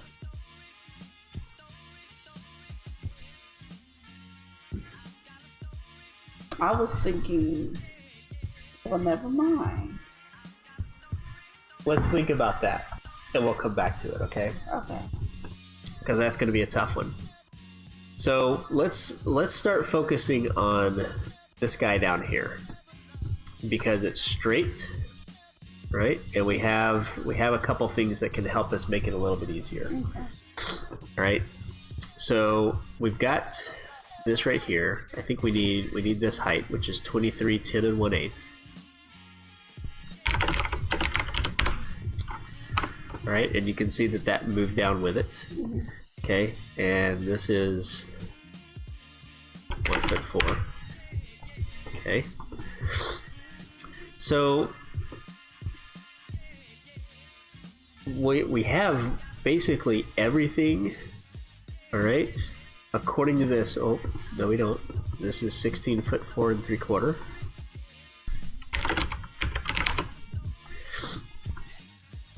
And this one is 16'6" 9/16". Okay. And then we've got 23, 10, and 1/8. And this is still 62'6" out to out. Okay, so we have everything except this top line here. So what does this top line represent? Like, how does this slope come about?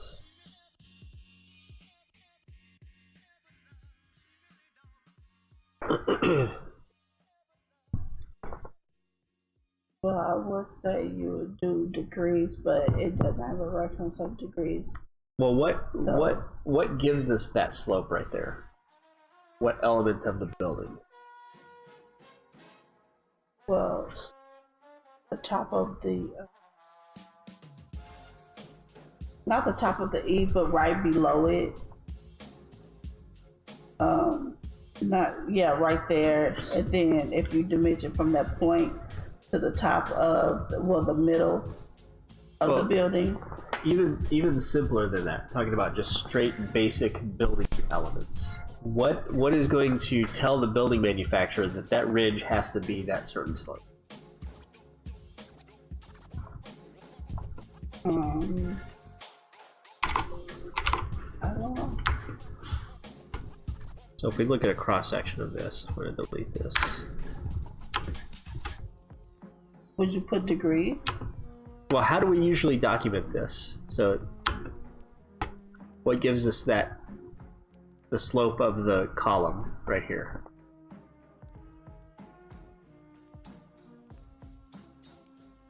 If you're looking at plans and you're looking at documenting this building, right? It's the roof, right?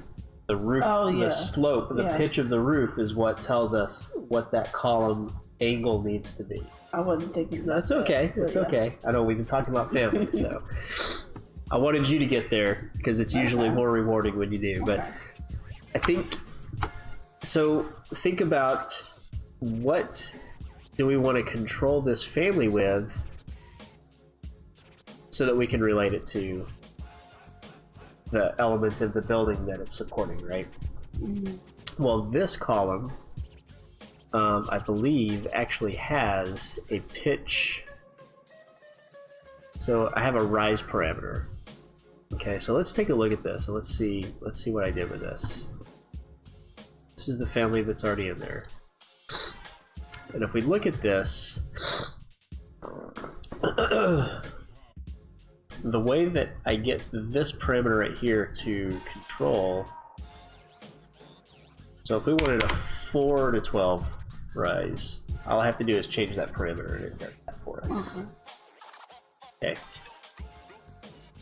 The difference here is that the building manufacturer has kind of handicapped us with giving us this height right here.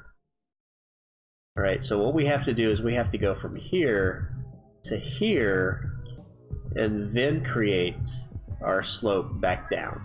Okay. Let's go from here. Okay. So what we have to figure out, that just kills me. Two things.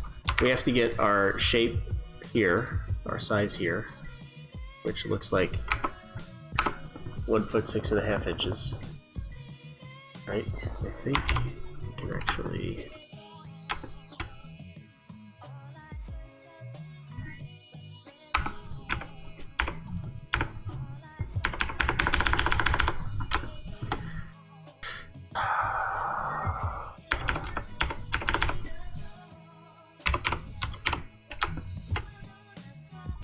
That's the wrong.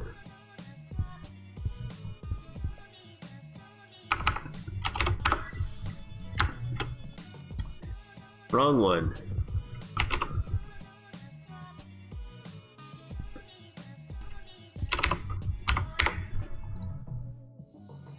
I still got the wrong one. Let's make sure that they model it the way that they documented it. 1 foot 4. So it's not even. Hold on. I still didn't go down far enough. Alright. I got it this time, I promise.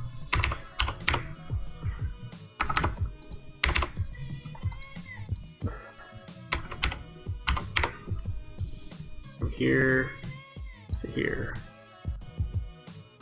1 foot 6.5, okay. So we know that the height's going to be 1 foot 6.5. Okay. From this line, we know we have this line, so we're going to go 1 foot 6.5 off. But we want to be able to check to make sure that it is a 4-inch slope or whatever. I don't even know what this pitch is off the top of my head. It's a 3-inch slope. Okay. So this is where we have to make a decision, where we either go by the building manufacturer's numbers, right? Or because this is a coordination model, do we create the slope based on the architectural and then let them go the other way. So we could actually create this to be a 3-inch slope because the architectural documents say it's supposed to be a 3-inch slope. Or we can put this element where the building manufacturer says it's going and then model it out and then say, okay, this is what the slope is based on. And I think because we're doing the coordination model, that's the way to go. We're going to model it the way that the manufacturer says this building's built. Okay. So those are some of the decisions that you kind of have to make there. All right, so we've got that. What do we say? 1 foot 6.5. So I'm going to get rid of these lines for now, and I'm just going to offset this 1 foot. Not that number that I just put in.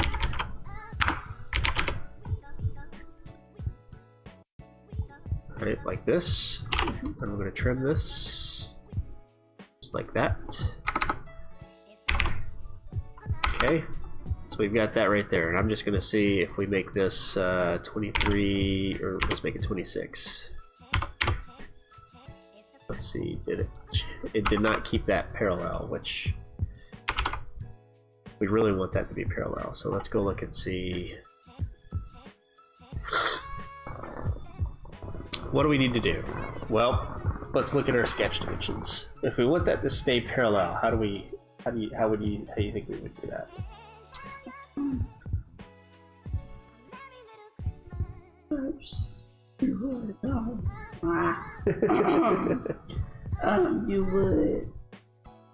would you select a point like in the middle and make sure that those first make sure is 1 6.5, and then lock it.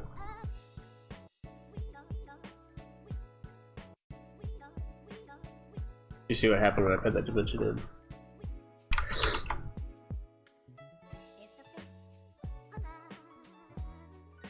See how it's 0. So let's see what happens when we lock this like this. All right, then let's just change this to 26 feet. It will make the pitch different. Made the pitch different, but that's okay because we want to put the numbers from the building manufacturer in and let that determine what the slope is. Okay. So let's see, if we measure this, we got 1 foot 6.5, so it stayed parallel. All right. So I mean, we could just. It's actually not going to let me put a slope dimension in because we're in a family. So I think this works for what we're doing now. The problem is going to be this.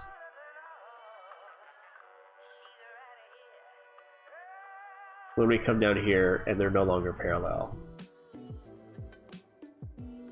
So we've got these 4 sections in the middle are good, right?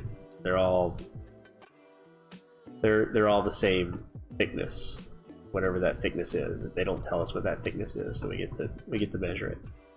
All right, but this last one right here is where it's going to be a problem, right? Yeah. So we've got this one right here. All right, let's go ahead and say that this one right here is done. Okay. Well, actually, we've got most of the geometry here. Right. There's a couple things that we want to add, like this little overhang and this overhang right here, and the flanges. But we can add those a little bit later. But the dimensions are good. All right. Do you agree? Mm-hmm. See, we've still got this stuff that we have to worry about. All right. But let's not worry about that right now. Oh, wait a second. Hit the wrong thing. All right, so what we want to do, let's go ahead and create a type. Okay, we can call this grid D, we can call it 1 foot 4, we can call it whatever we want. Because it's specific to the project, let's do a little bit of both. Grid D, 1 foot 4 inch, parallel, we'll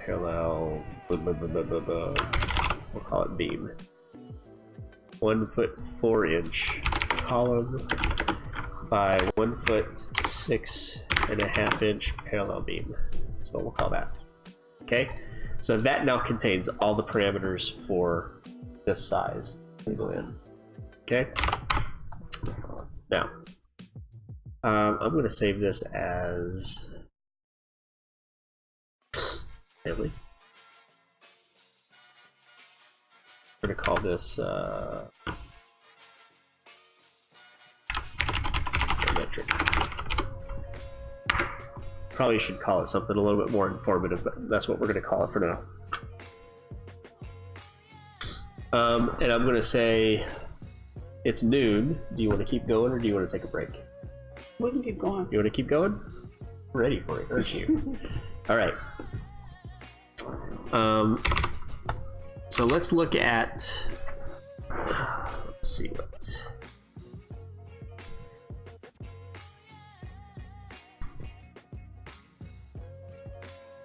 Not really sure.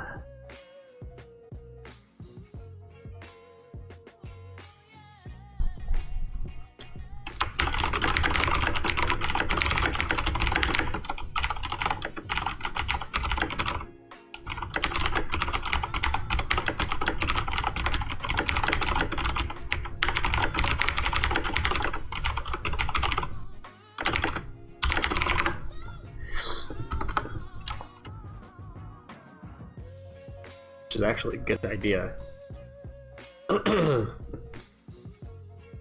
What he wants to do. Okay, so let's talk about then, how do we go from this to this and keep all of our parameters? What do you think? What do you see? Would you make another reference line at the bottom of the eave? Like right there, would you make another one right there? Well, we have that one, right? We've got that one right here. So let's go through and let's set up as many of these parameters as we have for this first one here. Okay, so 16 foot 8 is the same. All right, and then we've got 16 foot 3/16 for that one. We've got a column width of 2 foot 2.5, okay, which is the same over there. And then we've got 16 foot 5 here. Okay, and then we have 24 2.75 here. Right? So two things need to happen actually. I believe this is a different size. Okay, so we're going to need to change the size of that parametrically. Okay, so let's go in here and let's change these guys right here to a new parameter. What do you want to call that?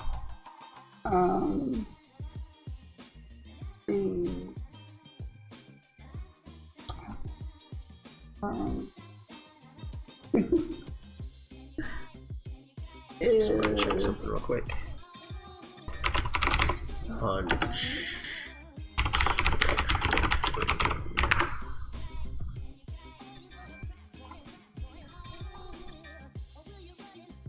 Rafters. Okay.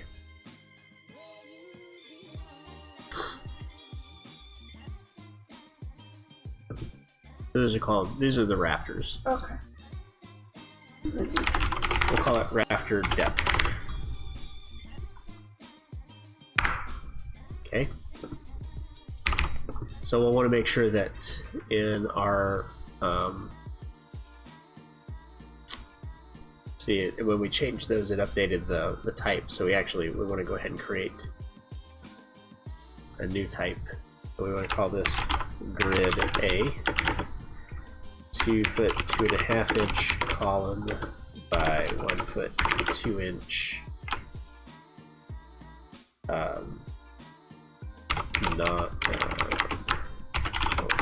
rafter. Alright, so we're going to go back and change these back. 4.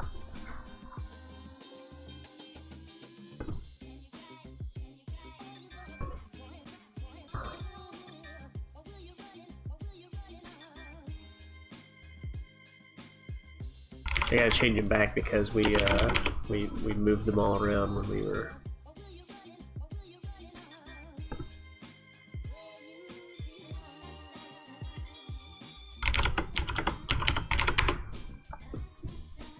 I have a hard time believing that when I put these numbers in, these columns are all going to be at the same height. 3, 10, and 1/8. Alright, so these should be at the right dimensions now. So now what I want to do is go back to our grid A and apply. Make sure that these are the same. Because now when I change things, it's going to be changing it to grid A. 16. 4.75. Oh wait. I gotta look at the right diagram first. 16 3/16. 24 2 3/4. 16 5. We're good. 2.5. Okay. So now, what do you think? What do you think we need to do? Did you already change the? Oh yeah, you're right. I need to change this, right? Mm-hmm. And notice that there's no parameter, there's no dimension for us to do that here. I did that inside of the sketch. Okay. Okay. Yeah. So we want to go in and change this to 1'2". Wait, did you change the grid already? The grid? This right here? Well, the family, because I know you had to go back. Yeah, I think I'm in grid A. Okay. I'm in grid A right now. Okay. Let's make sure that was 1'2". Yes. Okay.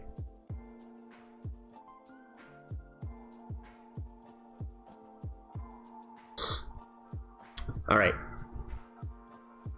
So, what are your thoughts on how do we divide this up? Because right now we've got one full frame, one piece. Yeah. I will tell you, we can make it one piece. Split it. So we have two factors running against us here. The first is they don't tell us how long this rafter piece is. Right? They give us no dimension on whether this is equal segments or anything like that. So what I'm going to suggest we do is we come in here and we create segments of our own. Okay? And I'm almost willing to bet that if I mirror this, they don't line up. Go figure.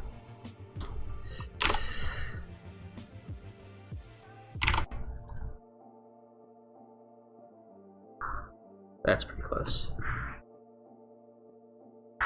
That is in the middle, right? That's just ridiculous is what it is.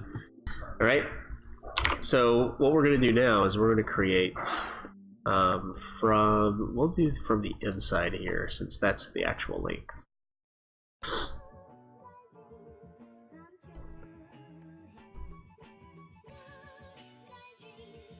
Alright, starting to see where I'm going with this. Alright. So I'm going to create one. I actually don't even need this one because they're all parallel, right? So I don't need to show that joint. Oh, yeah. They're all parallel everywhere else. Okay, the only one that I really need is this guy right here.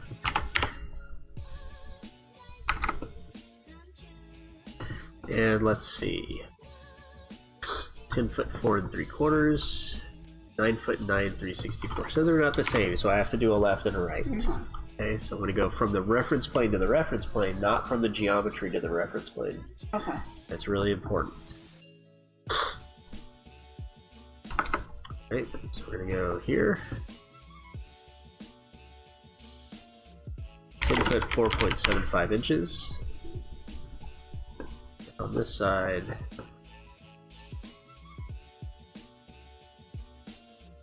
9'9" 3/64.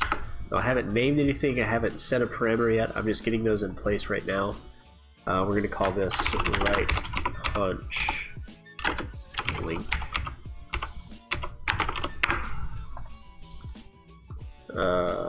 Left. I'm just going to call it left hunch and right hunch. Okay. And we're going to make a parameter called left hunch length. Another parameter called right hunch length.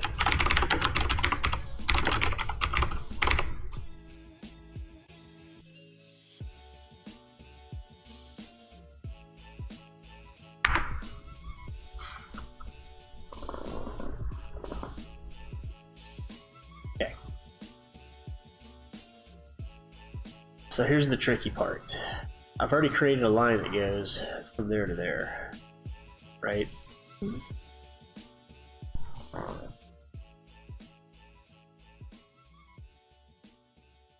But you have to get, in order to get, would you create another reference on the top of that? Right here? No, right now, right there is the hunch left at the top. Right Would here? Yeah, would you make a reference plane like right there? That's a good question. And so what I'm trying to figure out is right now. Ladies and gentlemen, can I please have your attention?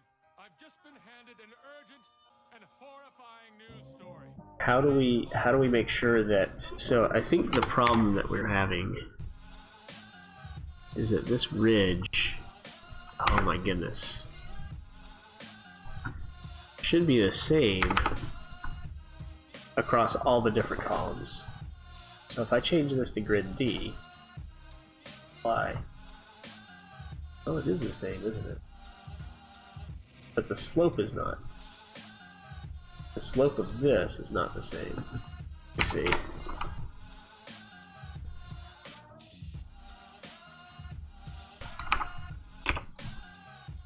Let's just do a quick test here.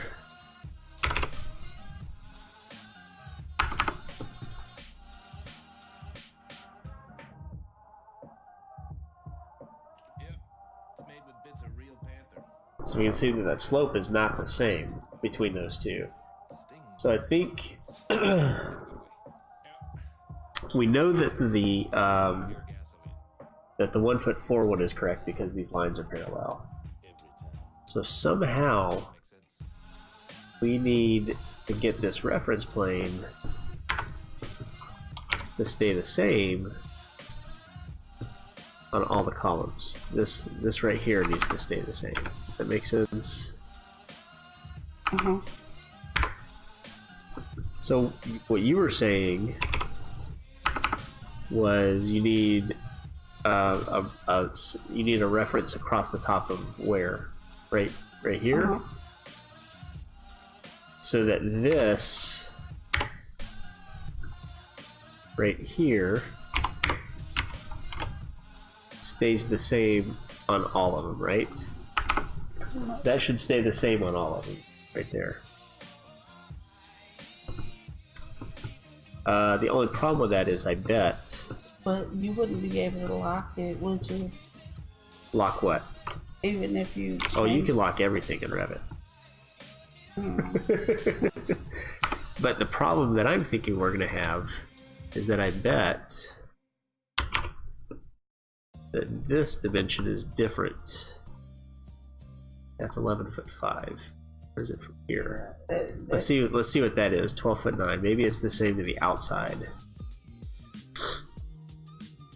Although I've got a bad feeling that it's not. It's not the same. So that's going to end up moving on us. We need something that's constant. So I think this is where we go in and we say, you know, this slope has to be 3 and 12, which is, they gave us a nice little reference right here. Did I get that all the way? No, hold on a second.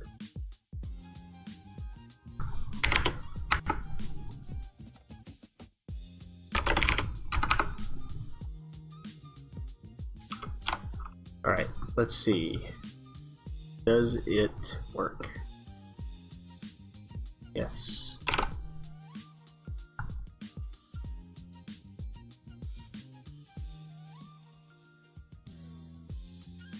So, I don't know, Courtney. I think what we have to do is we have to come in and... Where'd my line? Where'd it go?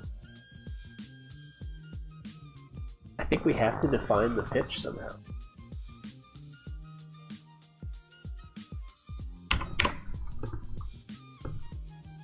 Alright, so let's look at this.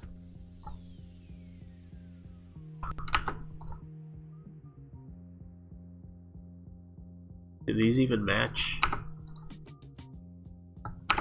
Well, thank goodness for that.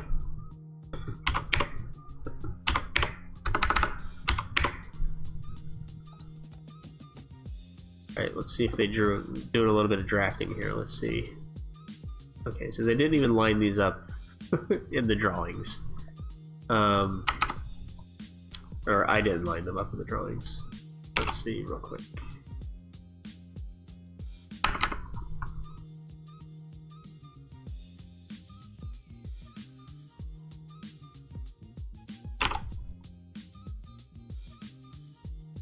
I'm just going to line these up so that we can see what our consistent dimensions are here. I wonder if I had all those lined up except for that one.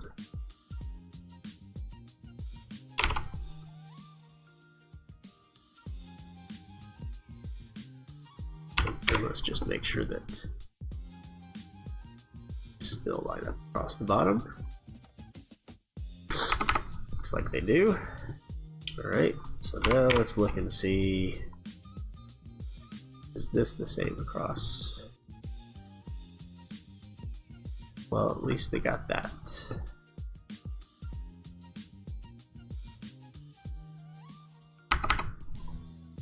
Okay, so it looks like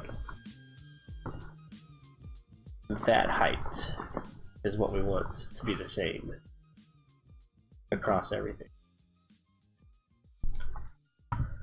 So where this crosses this line, which is this right here, which thank goodness lines up in ours. Uh-oh. I think that's because we don't have that set yet.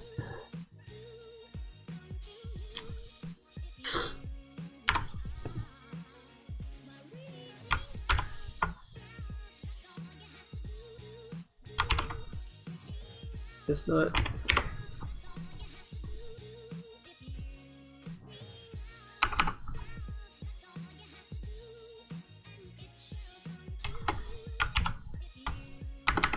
What's happened to us here? Something's not quite right.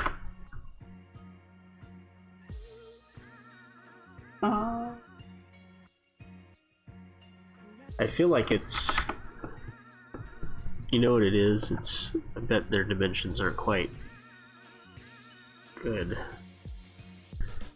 So by the time we get here, we're off by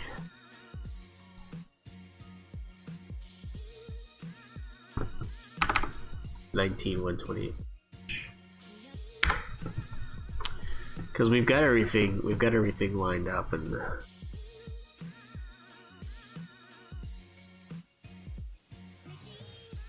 going.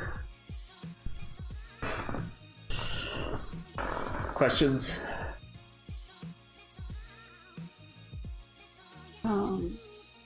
Whatever's on your mind. I know you're quiet over there.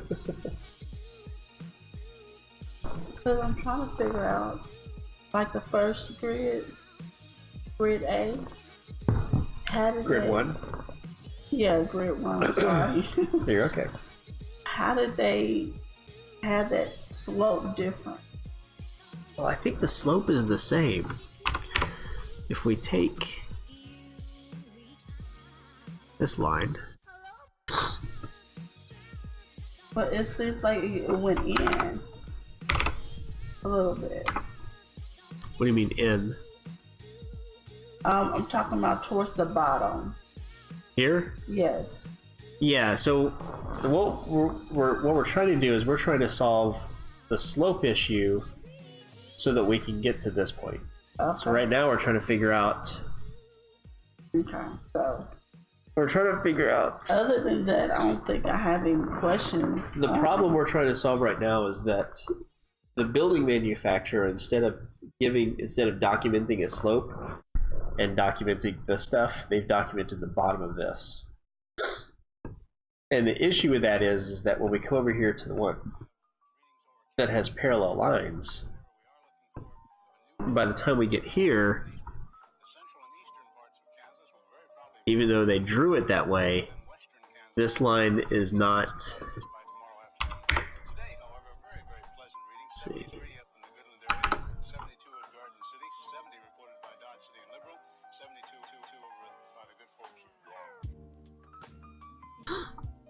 Ah, that's this is where our problem is right here.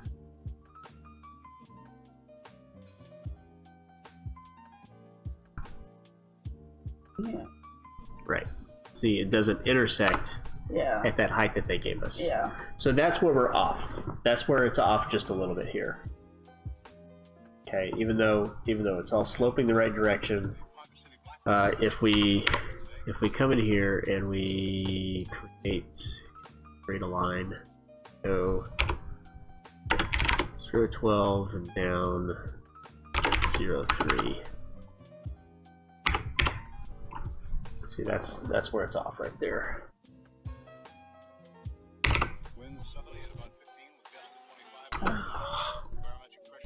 Well, other than that, I don't think I have it.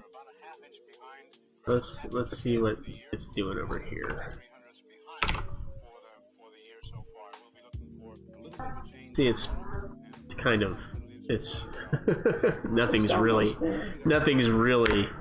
on right here. So I don't know. I think.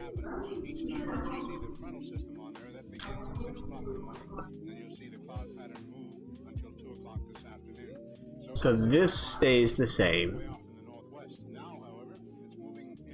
Does it stay the same when we switch this to grid A? And that stays the same. That ridge does stay the same, I think. Let's take a closer look at that. Oh man. I noticed in the model, in the 3D model, I basically hid everything except for the structural beams. And there were there were 5 of the same beams except for the last one. So do I go by that? Or basically placing it in, because I was just trying to go by a reference of where to put the certain. Let's solve this and then we'll come back to that. Okay. What are we on? We're on. Let's go back to grid D real quick. 1 foot 6.5. So something happened here where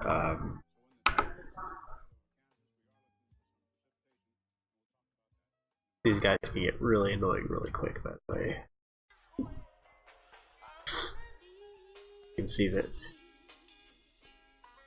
we're not quite matching up here.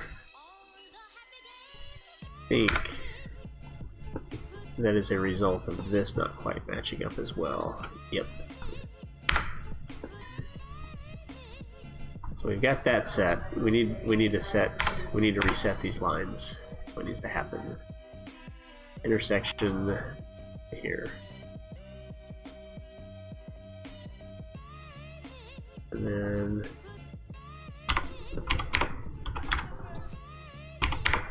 intersection 2. Let's do intersection again. Yeah. See, something happened where this line isn't.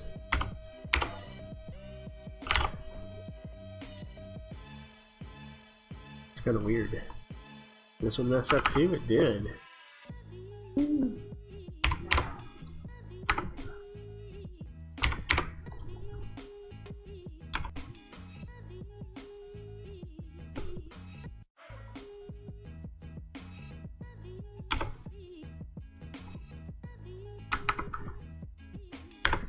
Don't let me do this. It will.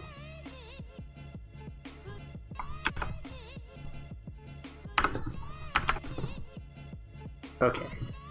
So now we want this to be, what was it, 1'6½".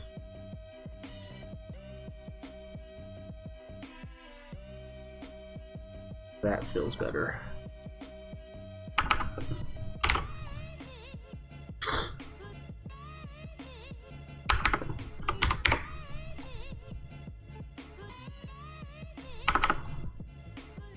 Alright.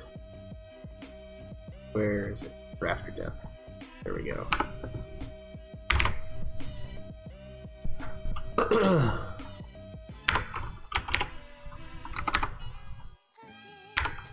Let's try this again.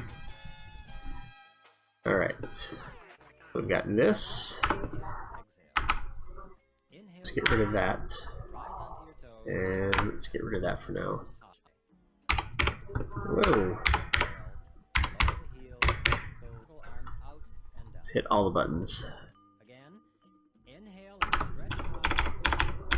If you see me doing something that doesn't make sense, stop and ask a question, because right now I'm just trying to solve this problem. Alright, so what I want to do now is I want to make sure that the ridge stays in place when we change this. It does, but the slope does not stay the same. So that's, the slope is where we're running into issues.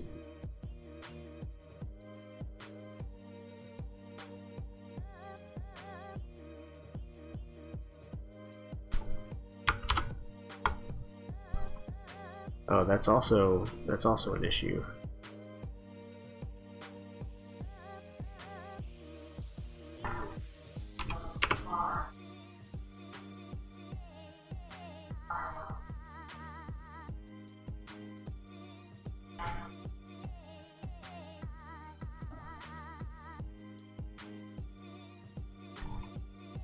Now let's see what happens.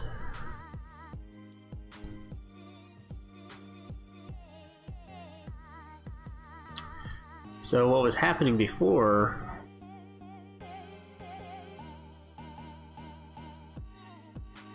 yeah, ridge is not staying in the same spot. So our ridge is actually moving.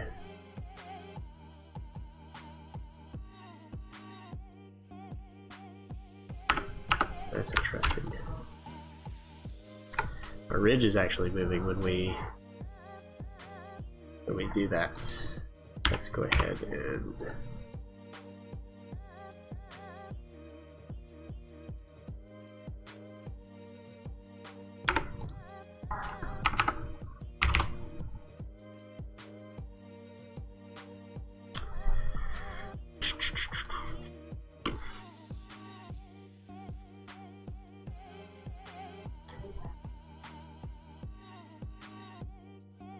this one stayed.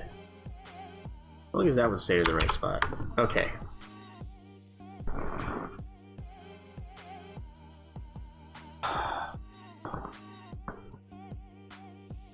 So the problem that we have now is that if we model this by the numbers that they gave us, it no longer matches what they have drawn in their model.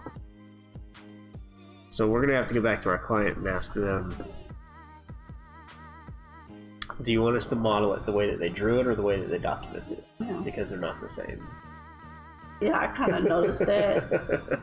And I guess when I did the first grid, and I was just like, oh, it should be the same, so I mirrored it. And then something was off, and Yeah. well, I tried to get the the right column, and then place it there, and then it was totally off after I mirrored it. So I Just think making sure it was accurate. I think for now what we're going to do is, since this is a much simpler column right here, simplistic column, we're going to use this ridge as our basis. Okay. And we're going to say that this ridge and these slopes are going to be our references for where that should start from the top. Okay. So And what that means is we're going to have to ignore this bottom reference here. So this is not going to line up with this reference anymore when we model it this way. So what I'm going to do is, instead of locking these guys right here, I'm going to keep it locked here so it stays centered.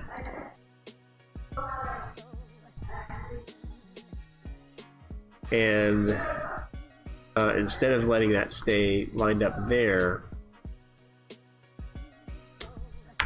what we're going to do is we're going to, now that we have those reference planes, I'm going to align and lock this guy here and this guy here, and then I'm going to dimension from the reference line to here and the reference line here, and we're going to make these at rafter depth. So now what's going to happen is it's probably going to break here. When we change it, it is definitely going to break because it's no longer parallel right here. So let's just see. You know what I mean by break, right? It means it's not going to be constrained anymore. Yeah, it says constraints are not satisfied. So actually, this is, believe it or not, that's a good sign, because we need to have a split somewhere in here that tells us where to do that. Do the funky chicken or whatever it is. But the problem now is that I don't think we have a good place to do this at, because I think they've drawn it differently in every single one.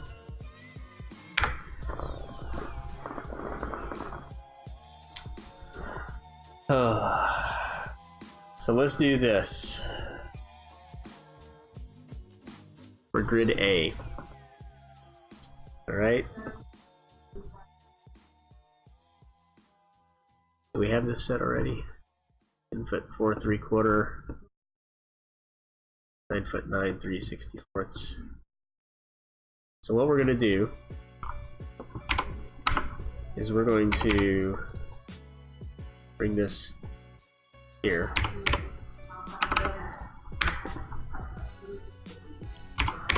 I'm just splitting and then deleting the second part.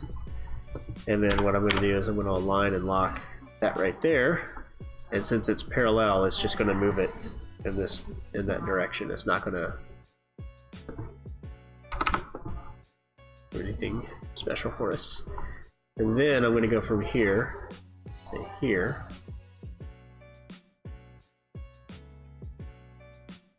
I don't know what that's going to do. I'm not going to lock anything. I'm just going to see what it does for us right now. And let's see what happens now.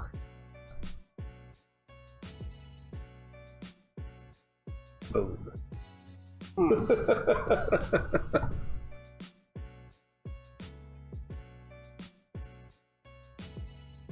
Boy, that worked out good. So, I think. So now, this is going to be slightly off. That's where our break point is. Is that right there? And honestly, that's what it looks like there too. Yeah.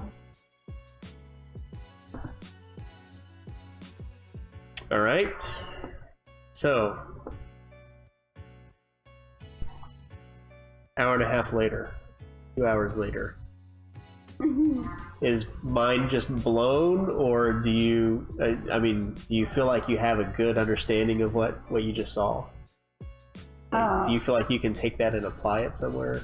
Maybe not at the level that we just did, but yeah, I feel at like the basics. I can apply that, but the last part where you just tried to the last thing that I just did. Yeah, I was like, okay. now that was blown. Let me step through that real quick because that's a good point.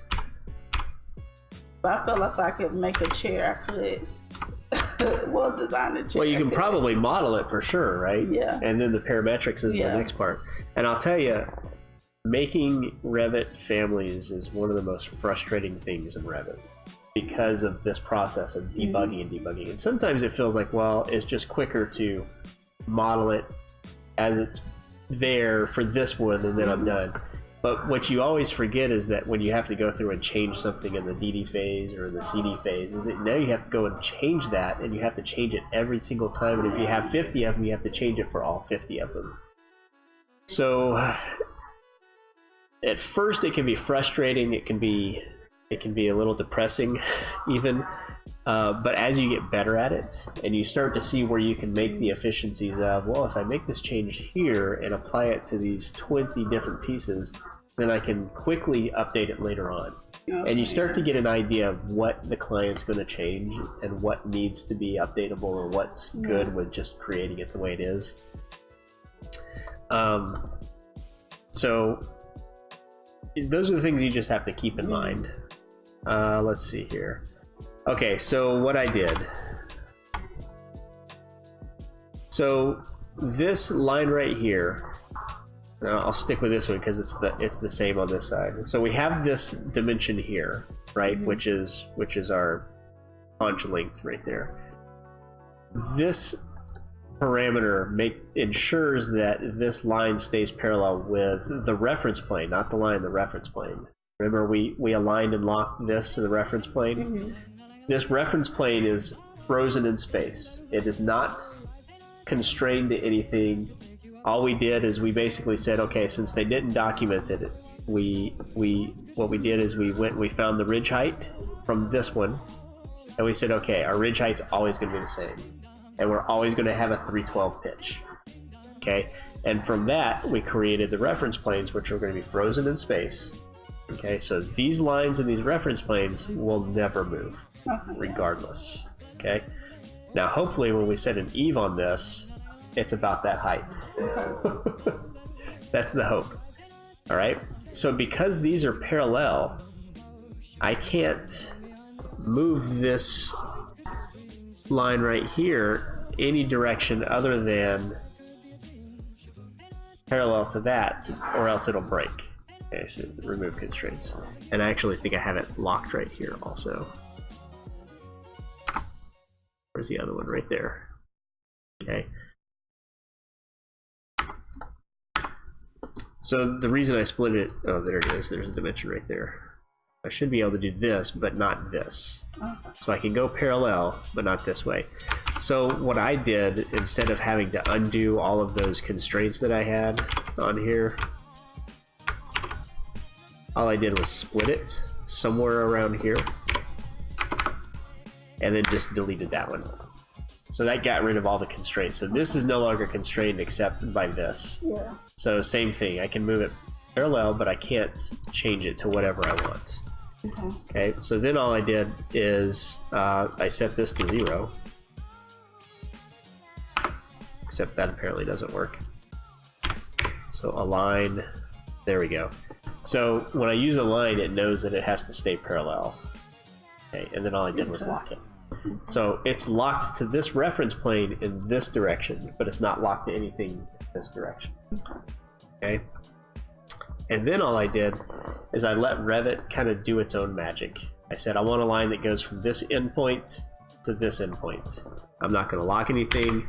I'm just going to let you do what you do. Alright, sometimes it works, sometimes it doesn't. And then I change this to this. Oh, it broke. So let's see. If I hit remove constraints. So it looks like it didn't lock that right there. So let's see, maybe I need to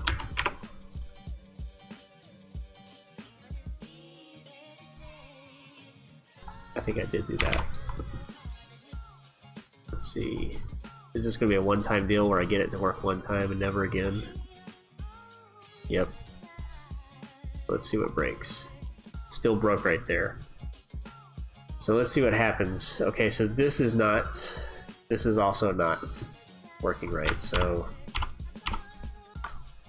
let's come back here and see what we can do to fix this.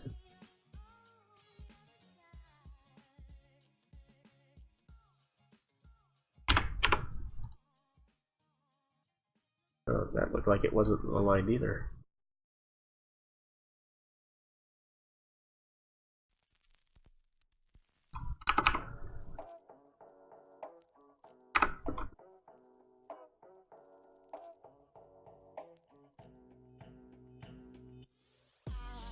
there to maybe I'll do intersection instead of.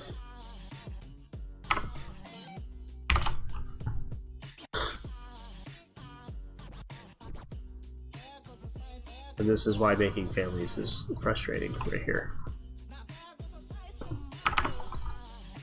So you can get it to work one time, but never again. Did I lock anything here?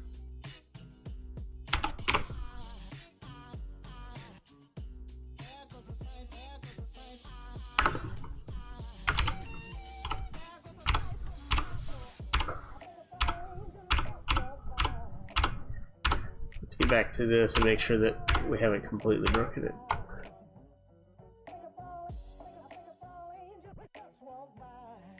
Yep, I've broken something else.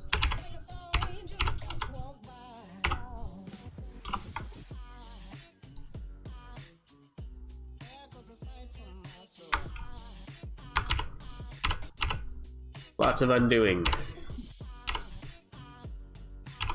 Well, now hold on a second.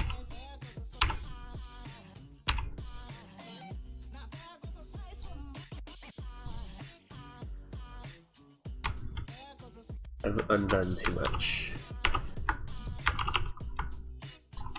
And now I get to redo it all. Alright. So we've got these reference planes where we want them. And I did want to check real quick just to make sure. How far off is this? It's pretty close. Not quite. Not exactly a 312 slope, but it's pretty close. Alright, so let's align and lock that guy right there. This becomes unlocked there. I know, it's pretty boring. What have we broken? Why did we have it working and now it's not? Because I said something. Yep. That's exactly right. Let's see what broke here.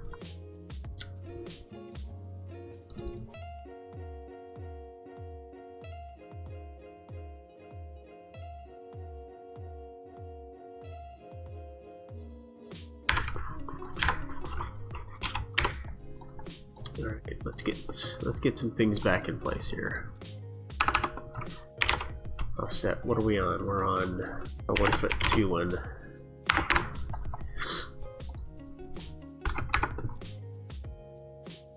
Okay. That's part of the problem.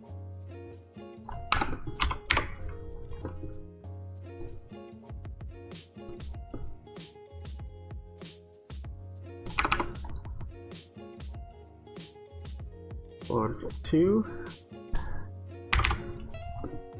Alright, let's just see if... There we go. Okay, so 1'4", everything hits right here. Good. Alright, so now let's break it. But before we break it, let's save it. So what I'm going to let you do when we get done making the parametrics is I'm going to let you go in and add all the parameters for the different types. And then and also get the extrusions around the edge, the flanges, to stay matching with it. Okay. Okay. So you get to fix this part. Okay. You can do it. All right. So let's go here. Here. Delete those. Tell you what. Let's just do one side.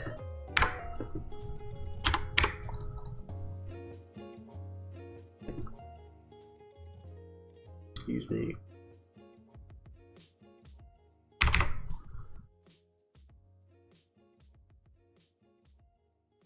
I think we had it working before and I forgot one little thing.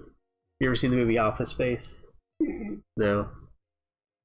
Well, you wouldn't get that reference then. Okay, so I think we got that working. So, Okay.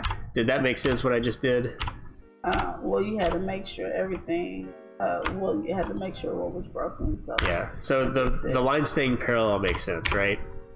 Mm-hmm. Okay. So all I did was align and lock that.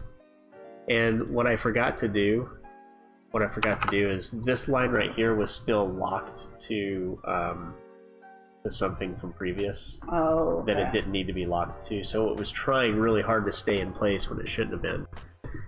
So I think we're good now. Yeah, so I'm just going to do this over here. Uh-oh. Okay. Also, be careful, just one thing, you probably didn't see that. Be really careful about when I use double clicking to edit extrusion. Sometimes you accidentally click on those. Did you see what it just did? Yeah. So sometimes you're trying to edit and then you accidentally change something you don't mean to. Be sure that you... Yeah. So when you said when I get back, I'm going to basically finish the rest of the grid. So, because I noticed that it was only 2 that were using, that I'm not using but used. So am I gonna just do those 2, or am I gonna do all of them? So what you're gonna do, let me finish this and then I'll show you what I want you to do here. So let's do this again. Split, align, lock, align from here to here.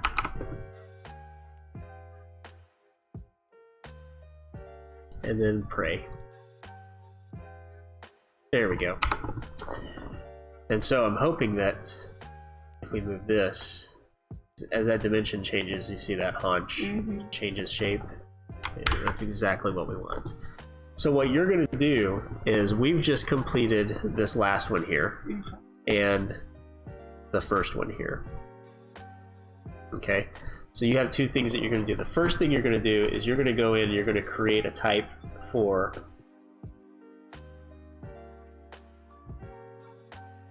these 3 that we didn't do. Okay, so you're going to create a type for we have a grid A and we have a grid, I said D, but I think that's actually E. A, B, C, D, E, F, F. Right.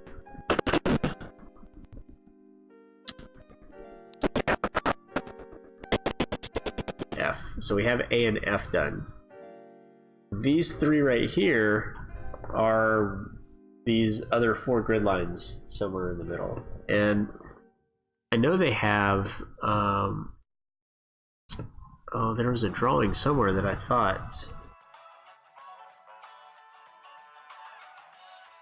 what is this called? This is A2,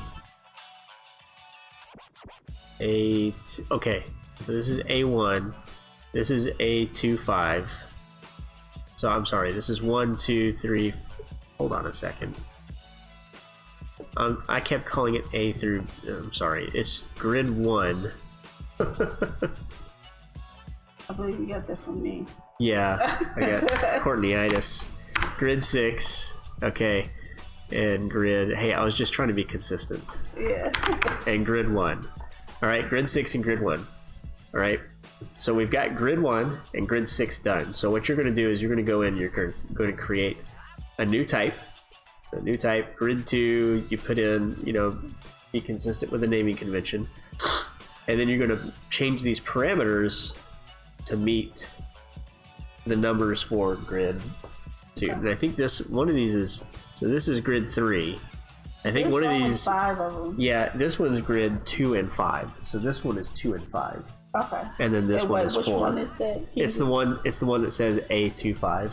Okay. That one right there. Okay. So here's the way it works. Grid 1 we've done. Grid 6 we've done. That's the small one.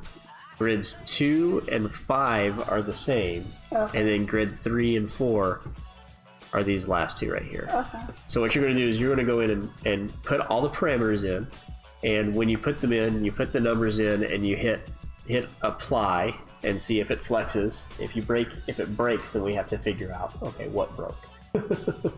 Okay, and then when you get that in, you're going to go in and update this extrusion so that it matches all the different types, so that when we change to a different type, the extrusion changes with it. Okay. Okay? Okay. What do you think?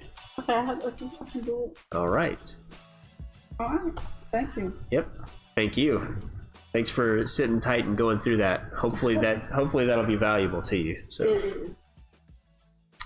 that family is metal frame structure parametric. It's in the same folder as the other.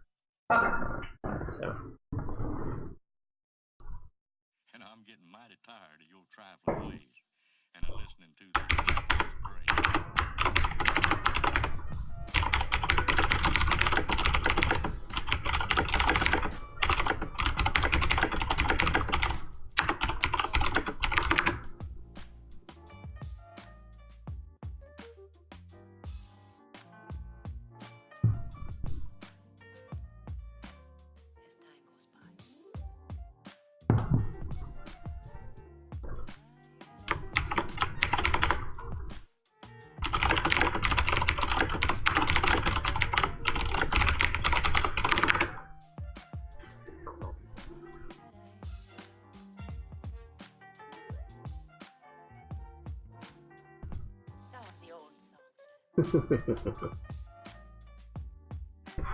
Hey John, how's it going?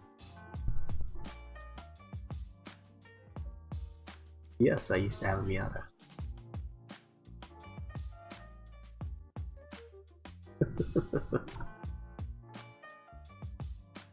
Oh, Courtney, did I ever tell you about one of my interviews? Well, so I was interviewing for my last job in Atlanta, and I was in a room with all the principals and designers and bigwigs at the firm, and they were hiring me to work with Revit. And they asked me, they said, what do you think your biggest strength is, Revit? I sat there and thought, and I said, making families. And everybody's eyes just, and I kind of looked around and I was like, I didn't understand the reaction. And then I realized that I was talking to a bunch of people who didn't know anything about it. So they didn't know what families were. They thought I was talking about making babies. And and I was talking about making Revit families. So it's like jaws dropped, and like you could tell everyone was like, I can't believe you just said that in an interview. And as soon as I realized what was going on, I was like, no, Revit families, that's what I'm good at making.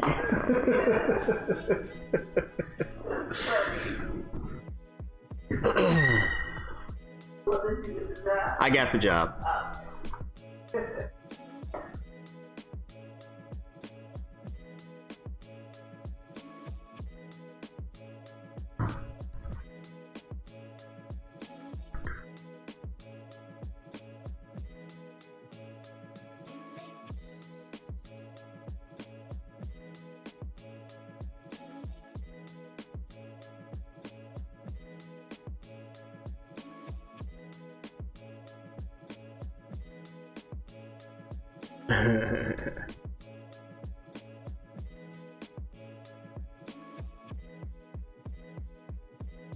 Missed what? Missed what? What'd you miss?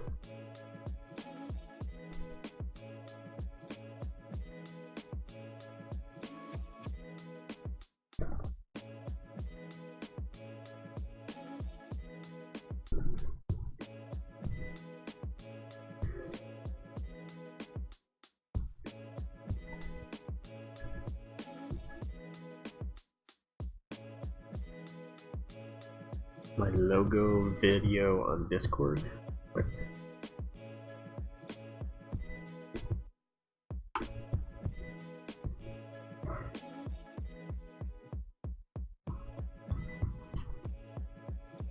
That's not me. It's someone else.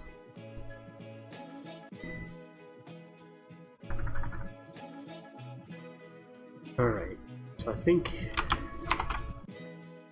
I'm gonna go grab some lunch, and I'll be back about an hour or so.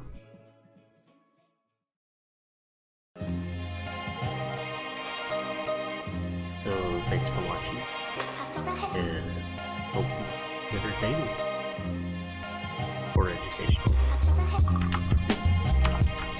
Be back soon.